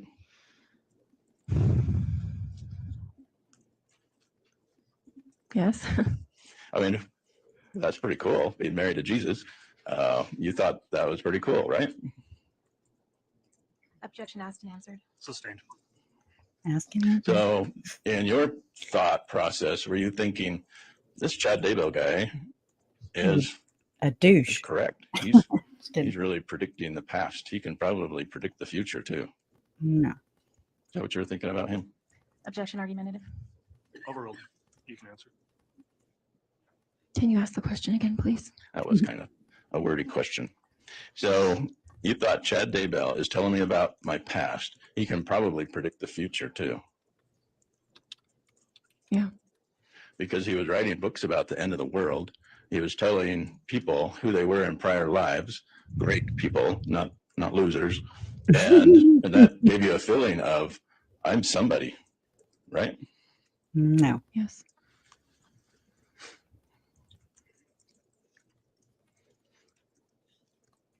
Come on, Archie. Time is money. Why did you move to Missouri? As a matter of prayer, I just personally felt to. Is that because Jesus is supposed to come to Missouri? It wasn't for that reason. I was just praying and following the Spirit for my life. Do you believe that Jesus, when he comes to earth again, is going to come to Missouri? Objection, her beliefs are irrelevant. That's sustained.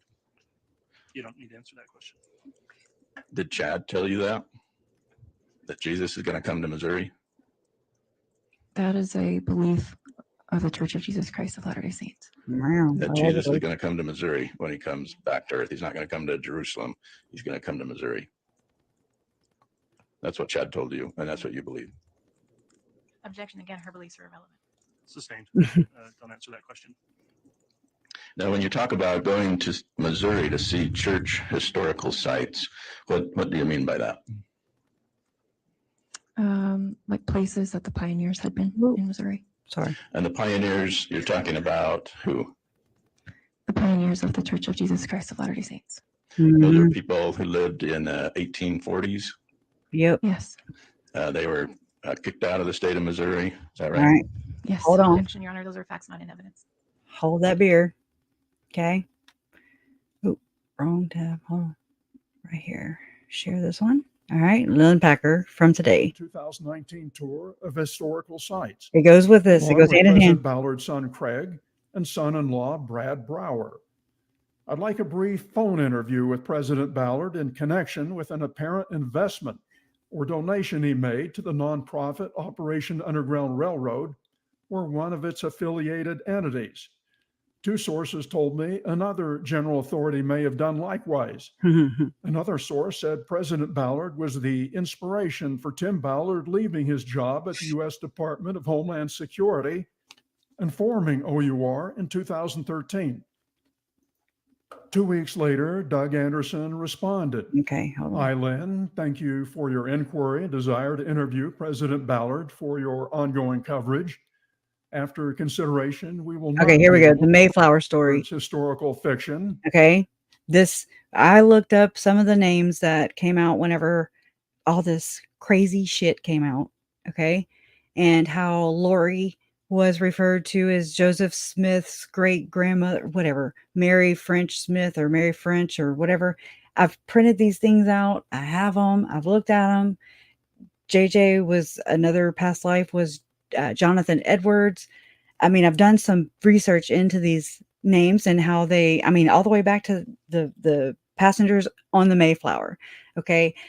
I don't quite get this in the LDS theology because sometimes I think that they portray Christopher Columbus as freaking Jesus, as Nephi. Okay. And I still don't know if Nephi or Moroni, I don't know if these characters portray Jesus. I don't understand that part. These are names that don't exist in any other theology I've ever read. So, and Nancy James had made a post about returning from Thanksgiving holiday. And something struck me with it. It said that it has to do with Thanksgiving. Okay. Giving thanks, right? It's Thanksgiving anyways. Of course, that's what you're supposed to do is give thanks. Well, but it ties in because she talked about a Mayflower Compact. Take those two words and Google it. Go to the wiki page, just read about it. I was like, oh my God. Okay. And it's just weird things that I've picked up on that I'm just like, that's so weird. It doesn't belong in that sentence. It bothers me. and so I've just kind of read into these things and there's no other sense in these. This is the most foreign language, period. And I share the same country with these same people, the same Americans. They're Americans just like me. They're human just like me. But they are Mormon and they speak a different language than me. They say the same words. They have the same, the same, names and whatever, but they don't have the same definitions. And that's another tactic. But so check this out. It reminds me a lot of the whole Mayflower story that Chad was using, which tells me that it goes way further out than Chad and Lori. In his book, The Pilgrim Hypothesis, he tells the story of Mayflower passenger John Howland, who fell overboard. So is this Tim's character? And we know that Jason Mao, he was referred to, I don't have it right in front of me. He was referred to as, was it Helaman? Or Captain Moran? I don't know if that was his part. And then Melanie Gibb was Phoebe. What did Audrey just say? Something about Joanna. And so there's other names too. I just don't have them on the top of my head. And so there's even text exchange between Chad and Lori and how he talks about, well, it worked for my neighbors, Stan Lee and whatever. And it was in the context of whenever him and Lori were trying to get Viola out of Tammy's body. Okay. Viola's spirit out of Tammy. So, but Chad says something like, oh, it worked for my neighbor and Stan Lee. And so there's these character names. Okay. And I just think that maybe this is higher up and it's like, a invitation to a party, perhaps. And you go as these characters. I don't know. I'm thinking Eyes Wide Shut right about now. It's freaking crazy. And Ballard says was Just throwing it out there. miraculously rescued, which Ballard claims led to the fulfillment of prophecy. That is leading to the founding of the Mormon Church by Howland's descendants. Tim Ballard also says Russell Ballard is one of Howland's descendants, implying that a miracle led. So just like JJ was a descendant of Chad and Lori's James and Elena, right? And so was Melanie Pulowski. So his not his grandfather, their Melvin Russell Ballard is a descendant of John Howland. I hope y'all are picking it up. Leading to the founding of the Mormon Church by Howland's descendants. Tim Ballard also says Russell Ballard is one of Howland's descendants. There you go. Implying that a miracle led to Russell Ballard's birth. What could have more impact? That is, make more money and bring more people to Mormonism than books. A television series subsidized by taxpayers. A series that would make Tim Ballard and his investors wealthy while spreading the gospel. A television series about Tim Ballard leading dramatic, dangerous rescue missions, saving child sex slaves. Russell Ballard counseled Tim Ballard to leave government service, found a nonprofit, Operation Underground Railroad, while at the same time he created a for-profit business to produce a television series that Russell Ballard and others could invest in. What's up with all the movie making and stuff? And if you go back and watch one of Lynn Packer's videos and it's about satanic ritual abuse, okay? Whatever. I don't understand it, but it doesn't stop me. It doesn't forbid me from researching because I want to bring truth. I want Tylee and JJ's voices and their stories to be told. Not these narratives that keep getting spun. The spin doctors, right? So just go with an open mind. Just kind of glean from it what you will, leave the rest for, everybody else. And just, I don't know. In an article I published in 2017, I created a flow chart to show how the nonprofit OUR worked with the for-profit venture, the Abolitionists, LLC. Tim Ballard would control both organizations. OUR would provide what would be referred to as the sizzle video of operatives helping rescue child sex slaves, while the profit venture provides video that could be used as evidence, but mainly for the TV series. Do y'all think about Initially, making Ballard food? would be paid by Oh, both entities. I just did the wrong Russell thing. Ballard invested on the for-profit side. Okay. Besides Russell Ballard, 2 other high church officials are believed to have invested with Tim Ballard's for-profit venture. Robert Gay, who has since become an emeritus general This is authority, interesting. and Dale Renlund, an apostle. The 3 purportedly invested about $600,000 in 2013 in Ballard's movie-making venture. Mm-hmm. All declined comment, Look, would y'all, neither there's confirm nor deny. so, oh my gosh, I'm pushing all kinds of wrong buttons. But this is Elder Renlund. Do you see here? Do you see this? Renlund and Ballard are zombies, according to the infamous Reddit email that came from, they say it came from Chad's computer, right? It don't have an author. We don't know where it came from. The infamous Reddit email. It's just there to just throw us, right? Until I figured out their stupid lingo where they're like the 3 Nephites, and I'm like, oh my God, that's the 3 top dudes in the hierarchy, okay, of the church. They're the 3 Nephites. They are also referred to as Peter, James, and John. There's a thick history of Joseph Smith and his, I'll say, colleagues allegedly using code names so that they wouldn't get found out by the federal government in the United States. Okay. There's a lot of fraud and deception. And I see it plain as day. I wish I didn't, but I can't unsee it now. I can't not see it. So Ballard and Renlund are now zombies. So what would make Ballard and Renlund zombies, along with the 2 detectives that went to go and serve the search warrant and, do the welfare check for JJ and Tylee, what made those 2 dark? What prompted that infamous Reddit email? Spin doctors, maybe? After that, Tim Ballard was able to pick up the phone and arrange for one of his Haiti operatives to meet Elder Renlund for a photo op. After OUR's first missions, a pilot for the proposed television series was produced.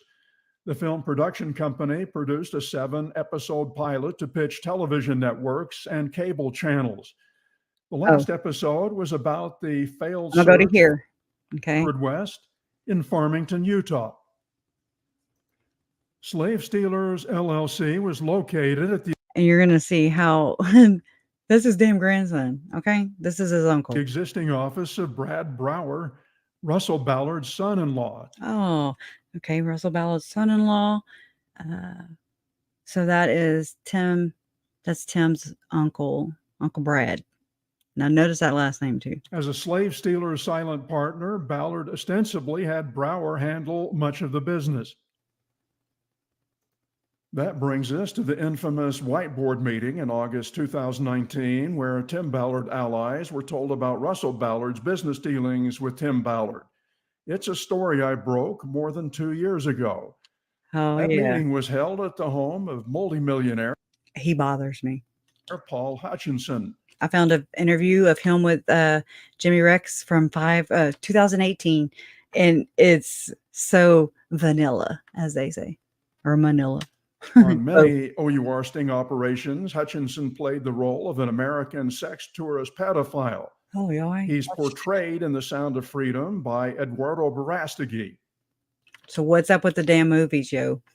The site of the whiteboard meeting is where Hutchinson held a lot of parties for the rich and famous. That included millionaires, celebrities, and Utah jazz stars, many driving exotic sports cars. A house rumored to have a so-called... Oh, looky there. Oh, looks like the Utah Attorney General. ...sex room, where some partiers could go for a little privacy. Mm-hmm.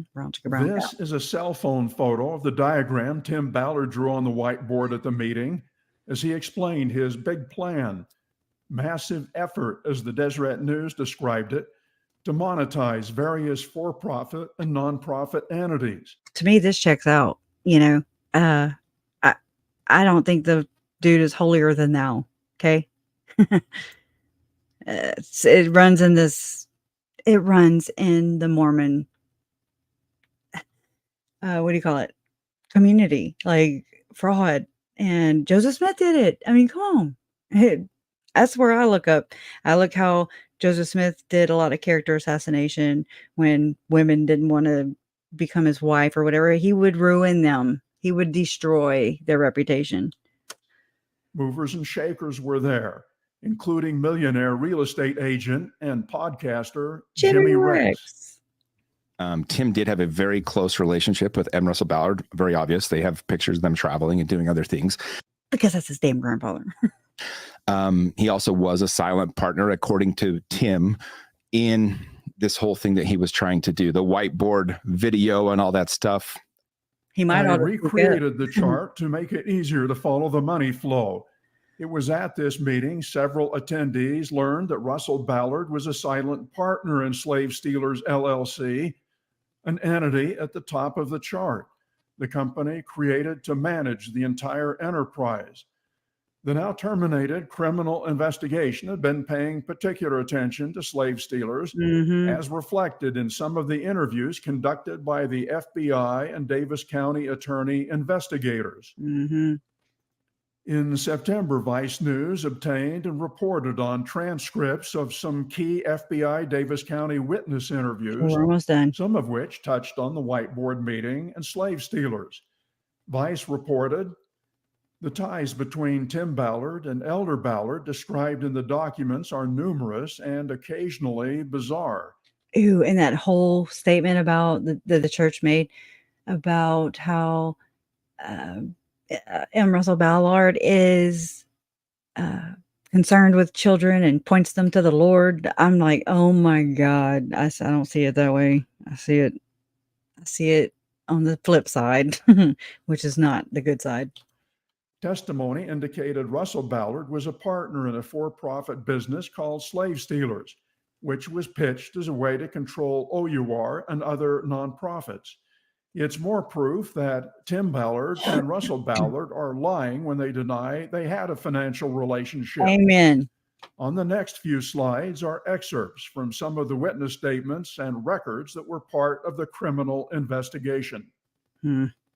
This statement was transcribed from a video of Tim Ballard speaking to a group of OUR employees. The highlighting was done by the investigators. Through the whole process and all of these miracles, I've reported back to Elder Ballard at least every month, sometimes more. And on the way to the airport last night, I stopped by his house, and Catherine and I spent about an hour with him, and he gave me a very powerful blessing. He had also given Gesno a blessing, referring to Gesno Marty, whose son Gardy had disappeared. I need to jump to this. Blessed authority. I got there you. may be more than one, who was said to have invested. After viewing it, President planned to post a report related to President Ballard by Monday. I pasted an image of the title slide below. If after viewing it, President Ballard decides to answer questions or comment, please let me know. By the way, the other general authority, there may be more than one, who was said to have invested in an OUR-related entity is Robert Gay, whose business partner, Steve Young, is a well-known OUR supporter. Steve Young, there. I made a direct request to Elder Gay's office for confirmation and or comment, and he also declined to return my call. Sorry, I keep pushing. Neither Russell Ballard nor Anderson got back. It's not doing it. Next, I'm going to summarize previous reports, leaving out Sorry. quite a bit of detail, and a church spokesman ample opportunity. But on September 22nd, there was no interview, no guest, just an outpouring of disgust. Racial misconduct. I'm looking. Does that mean approved by Russell Ballard? That's what some female victims have been saying. Consider what LDS podcaster Jimmy Rex said Okay, we about already that. saw that. OUR Let's go operative. here. Let's go But here. on September 22nd, there was no interview, no guest, just an outpouring of disgust. I can't see what slide number Rex it said is. he had spoken with more than one still anonymous alleged Tim Ballard mistresses who said Tim Ballard told them Russell Ballard condoned the alleged affairs. Long story short, at that meeting, Tim had mentioned that his son. Okay, hold on. I'm gonna shut it up until. Just hold on. I'm looking for it. I had the slide number, but I don't see it. Oh, let me try 54. Okay, that's 41. 54? Okay, that dude confirms right there. Russell Brunson. Russell Brunson? Yeah, that's his name. And he was like, yeah, Russell Ballard is the one who called me to meet with Tim together in the same room. Okay, hold on. Okay, I'm looking for. That's 53. Okay, good. We're close. Okay, here we go. Ballard. Sherston said they claimed to have visions and special intelligence of the second coming. Oh, shit. Oh. Veiling in her official OUR work capacity to meet with people at Thanksgiving Point. The people at the meeting. I've heard Thanksgiving Point from Jessie Hildebrandt about where she was held captive basically with her aunt, Jody. Okay. Put a pin in that. Included Tom Harrison, Ken Krogh. There's Tom Harrison. There's your visions of glory. He's tied to some way higher ups, which I already knew that. A lot of you already know that. And Ken Krogh or whatever right here, he is the, I've never heard this before, but CMO, I guess a managing officer of Tim's newest business venture, nonprofit organization that is going to like make it's, I don't know how to explain it, but it's got to do with the same thing, human sex trafficking, yada, yada, yada. But just check this. And look, it's all to do with the second coming. Okay. It's code. Hugh Vale and Tim Ballard. Sherston said they claimed to have visions and special intelligence of the second coming. Sherston said Tim would say that M. Russell Ballard is part of Liberty 89. Sherston said that because she had shared some spiritual things and Tim found out about it, he, Tim, could share with her the more secret things that I'm, Tim, involved in. More secret. Sherston said during this meeting, they spoke about Liberty 89, America being a fallen nation, and how it was Tim's calling to do these things with OUR and restoring America to the covenant. Sherston said restoring America to the covenant was a big mission of his, that's Tim's, and he was called of God to do this. Sherston said Tim was very verbal about Elder Russell Ballard's involvement and behind it, but Sherston said she didn't know if she believed that. That concludes experts. So there's so many things. There's so many things that are connected. I look like hell again. Damn camera. Let me turn it back off. Anyways, it just is driving me. I'm like, oh my God, there's this. And Jason's my first line of defense. Like I tell him, I pick my battles also, because I'm like, okay, this is going to sound crazy, babe. But I got to tell you this. I got to get it off my chest, my shoulders, my nerves. And so I kind of told him these things earlier about how I see it and how this all works together. And I've always thought that. I've always felt that. I didn't know what or how. And I never force these pieces. I never force anything to fit, because it's not to prove me right. It's to tell their stories. It's to tell the victim stories. They're not here to tell their stories because they were, red rummed. They were unalived by people that they trusted, not just their mother, but her friends, her weird friends, and even people in their congregation, And I think that's so sad. And it is the ultimate form of abuse. And I just can't imagine the betrayal that all the victims must have felt as they were being snuffed out of this world. So you worked for Bottega. I don't know how to say that, but Bottega and Thanksgiving Point. I also have, oh my God. Yeah, I remember. Yeah, I read some of your emails. Yeah. If you ever want to talk, let me know. Ladies, please, I'm way over here on the East Coast and I'm getting here. Yeah. Uh-huh. I know it's scary. Not scary. I'm not. Let's see. How do I say that? You know what I'm saying. You have to be careful. I'm very careful. I'm very observant. I try to be. It's hard. It's like I wanted, if we were not in a public domain or public area, I would just be like, blah, blah, blah. I have no problem saying what it is, but I do have a problem saying what it is when I'm public because, you can't just say stuff. And I don't want to just say stuff and it not be true. I mean, I definitely don't want to force things, but it's really shaping up that way. And it's they don't call them the Mormon Mafia for nothing, okay? And so that's where I'm at right there. Okay, good. Well, get your getter on, girl. We're gonna talk. Hackers and haters, and you have those who they defend. They are the minions, the trolls. And trust me, I get them still. It's like this situation that I've been put in, right, by Lori and Chad, by the choices that they made, and Chad, I have to say allegedly made, have put my family and everyone that loved these children and loved Charles and Tammy, loved Joe, everybody that they may have. I don't know about Joe either, but I have to be technical. I hate that. I have to sit there and watch my words. That's why I fumble for my words all the time. And yes, Lee here. That's where I'm at always. And a lot of people get aggravated with me. And you know what? It is what it is. I don't know how to do. I've never done this before.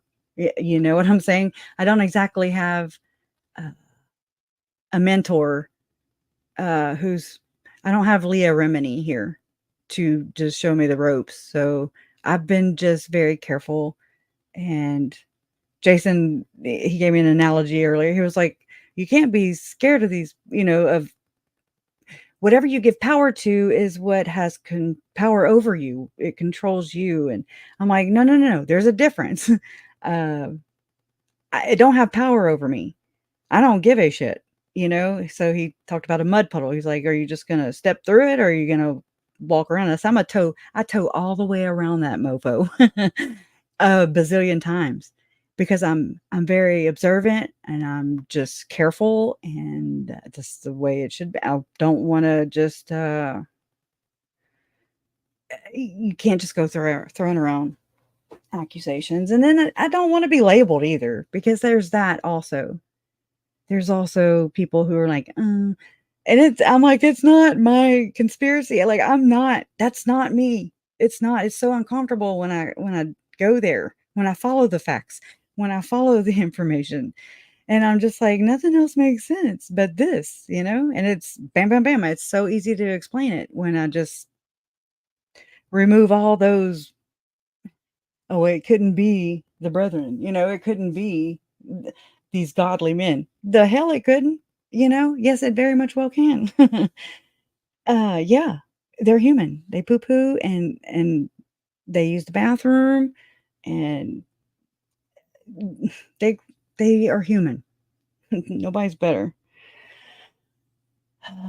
Let's see. It's not wrong to have. I have respect, is what it is. I'm very mindful, and I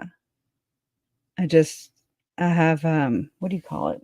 I don't know if it's respect, or I'm very aware of who and what I'm dealing with, and I'm careful, and and I mean, my parents don't know where I go, and in all my research and everything, and I've tried a couple times to explain it to them, but y'all know it's not easy to explain. And then I trip over myself more about how I sound when I say how crazy their shit is. You know what I'm saying? It's so, and so it's a Mojo, Miss Mojo Rising. I think it's a tactic. I think these things are put into place so that, look at Lori when she went to the IDHW because she was allegedly checking out. I really don't think this happened. I really think that she knows too much. And she might have maybe been trying to talk. I mean, look, she reached out to Curtin McConkie, You don't just call the 1-800 helpline and just get the lawyer of lawyers. Okay? You just don't. And so corruption? Yes. Yes.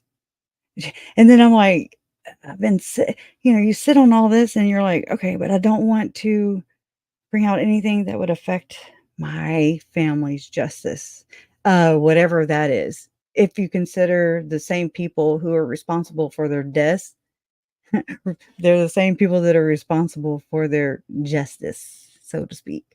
And I just am very disturbed by that. And I don't like it. It stings. Yeah.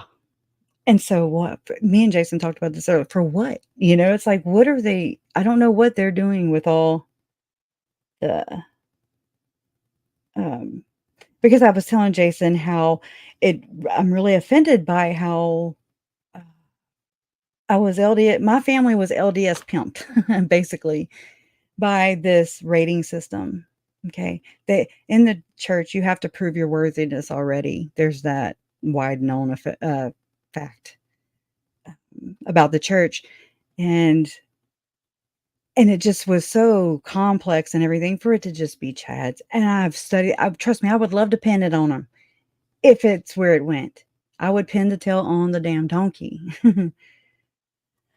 But I'm not going. Why? What is the point of doing or going along with said narrative? Because said narrative is not challenged and proven said wrong. It's wrong. It's not what happened. And to me, that's the ultimate, that's the closest thing to justice I can imagine for Tylee Trolls, Tammy, JJ, and Joe. And for so many other victims out there who have never had their voice heard, that have had their voices silenced, that it bothers me. I feel so bad for people like you. That's the human in me that's like, treat others like you want to be treated. And it's like learning what I've learned, knowing what I know now. I mean, and it's nothing. I have a hard time putting it even into to be able to communicate it effectively. That would be great. One day to be able to communicate this effectively. I would TED Talk it up one day, if ever I have that opportunity, because I think it needs to be known. I think that it would do society and humanity good to know, just to know. Anyways, just a public service announcement. Just be careful, Don't be exploited by anybody, especially this church or any church. This is gross. I don't know. It's so crazy how I went from my normal life to here. And I'm like, how the hell did I get to here? And what is here? Besides, it isolates me, because I'm so immersed in it. And it's so hard to translate it into anything effectively where people can understand it and pick up what you're putting down without thinking you're Julie Rowe or Couillon and crazy. And that's my biggest thing with Jason. I'm like, I'm not crazy. Okay. I've got it. I might be unorganized and ADHD and PTSD. I may have all these things, but I'm not crazy. I'm a crazy, like I'll go crazy on somebody. the thoughts, pol- the thoughts, police, they have become as, huh? The thoughts police, they have become, I don't know. We are disturbed by the recent news. Yes. I just don't know how, without getting sued or murdered or having my family's lives in danger. And, I'm like, I bet some people are like, oh my God, she is so dramatic. And I'm like, oh, well, I'll take it. That's one label I will take, dramatic. I'd rather be safe than sorry. There's a lot riding on this. A lot. And a lot of people connected. And it's not on my watch, And I mean, if that means they red rum me, then so be it, I can't stop them. But it is. I feel like Lily here.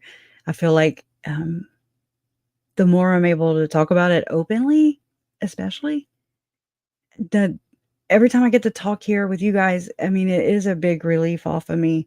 This is my therapy. Sharing it is, but is my therapy also. It will be healing, especially once I really get a handle on all of this information. It's so much, and it steadily just pours out. It's like 4 years plus straight of wave after wave after wave, punch after punch after punch. And I'm like, okay. I mean, I got cauliflower ears, okay, from the punches and the sucker punches. And I don't know. It's just made me view my entire world differently, which I mean is good and bad. Bad because I will never be how I was before the murders, and good because I will not be like I was before the murders. I am woke. No, I'm aware now. My eyes are opened, and again, that's a blessing and a curse. You were hacked in social media while speaking out. They sure are beefing up that department too. That's all I'm saying. Just saying. Wow. That's crazy. And it sucks. It sucks because you don't know who. Everybody knows you. Like everybody knows who I am because I'm here with my real name. Here I am. Here I am. But I don't know what about the rest of them? I don't know who they are. And people will kill for their beliefs. We are here because of that. And I value my life, and I really don't want anyone else in my family being taken out that way, the same way that 3 others were in my family were taken out. And I just have faith, and I'm very careful, and I have an awesome ass community here. And I love you guys so much. I'm all about quality. I really am. Always have been. Oh yeah, I remember that neighbor. But I hope that it helps. Yeah, I know that what I say is like, what? Especially if anybody is in the church, then I don't want to offend them. I don't want to take away I don't want to take away I don't want to be responsible for breaking anybody's religious shelf. I don't want to break anybody. I don't want to cause pain. I don't want to do any of that. I just want to bring truth. It's JJ and Tylee's truth, Charles and Tammy. It's Joe's truth, and it's so many other Mormons living and not living, victims and not victims. I mean, just people who are affected and influenced by this by this powerful organization. Hey, True Crime. Hey, oh my God, my throat. Hey, girl. Hey, Jen. Oh, just hopping on. I know I'm about to go to bed too. I'm tired. I done talked 15 hours. Oh man. Let's see. Yeah, it's nuts. So Sunday we will talk about we'll just probably go more over what we have learned or what is oh my God, let me try this again. Lynn Packard came out with a new video today about how the Ballards, you know, are, you know, really connected, allegedly. So we'll go more into that and just kind of toss some things around and, you know, whatever you connect, you know, bring, oh my God, I cannot talk. And they must be working some seance or some shit on me right now. I'm like, blah, blah, blah. But I mean, if you find any connections, you know, and you want to share, that would be awesome, because I think the more people that have their hands in this, that we all carry a piece of the puzzle. You know, everybody's story is just as important as the next, and we all deserve that, and so do these victims. They deserve this kind of justice, the real justice. It tells their real stories. Oh man. Okay. Well, it's been 4 hours. So I love you guys. And yeah, there's a whole Lori thing came out with all her crappy appeals, but you know, she's entitled to them. If it were me, I'd be using them up too. Oh, and then I got to figure out a way to tell you about what April brought to my attention. It's a mysterious death, and it involved a Ponzi scheme in the Vegas area that maybe Chad and Lori might have invested in. Maybe. I don't know. I don't know if that's supposed to be out or not, but I never knew about it before. But we got to dig into that, because that's weird.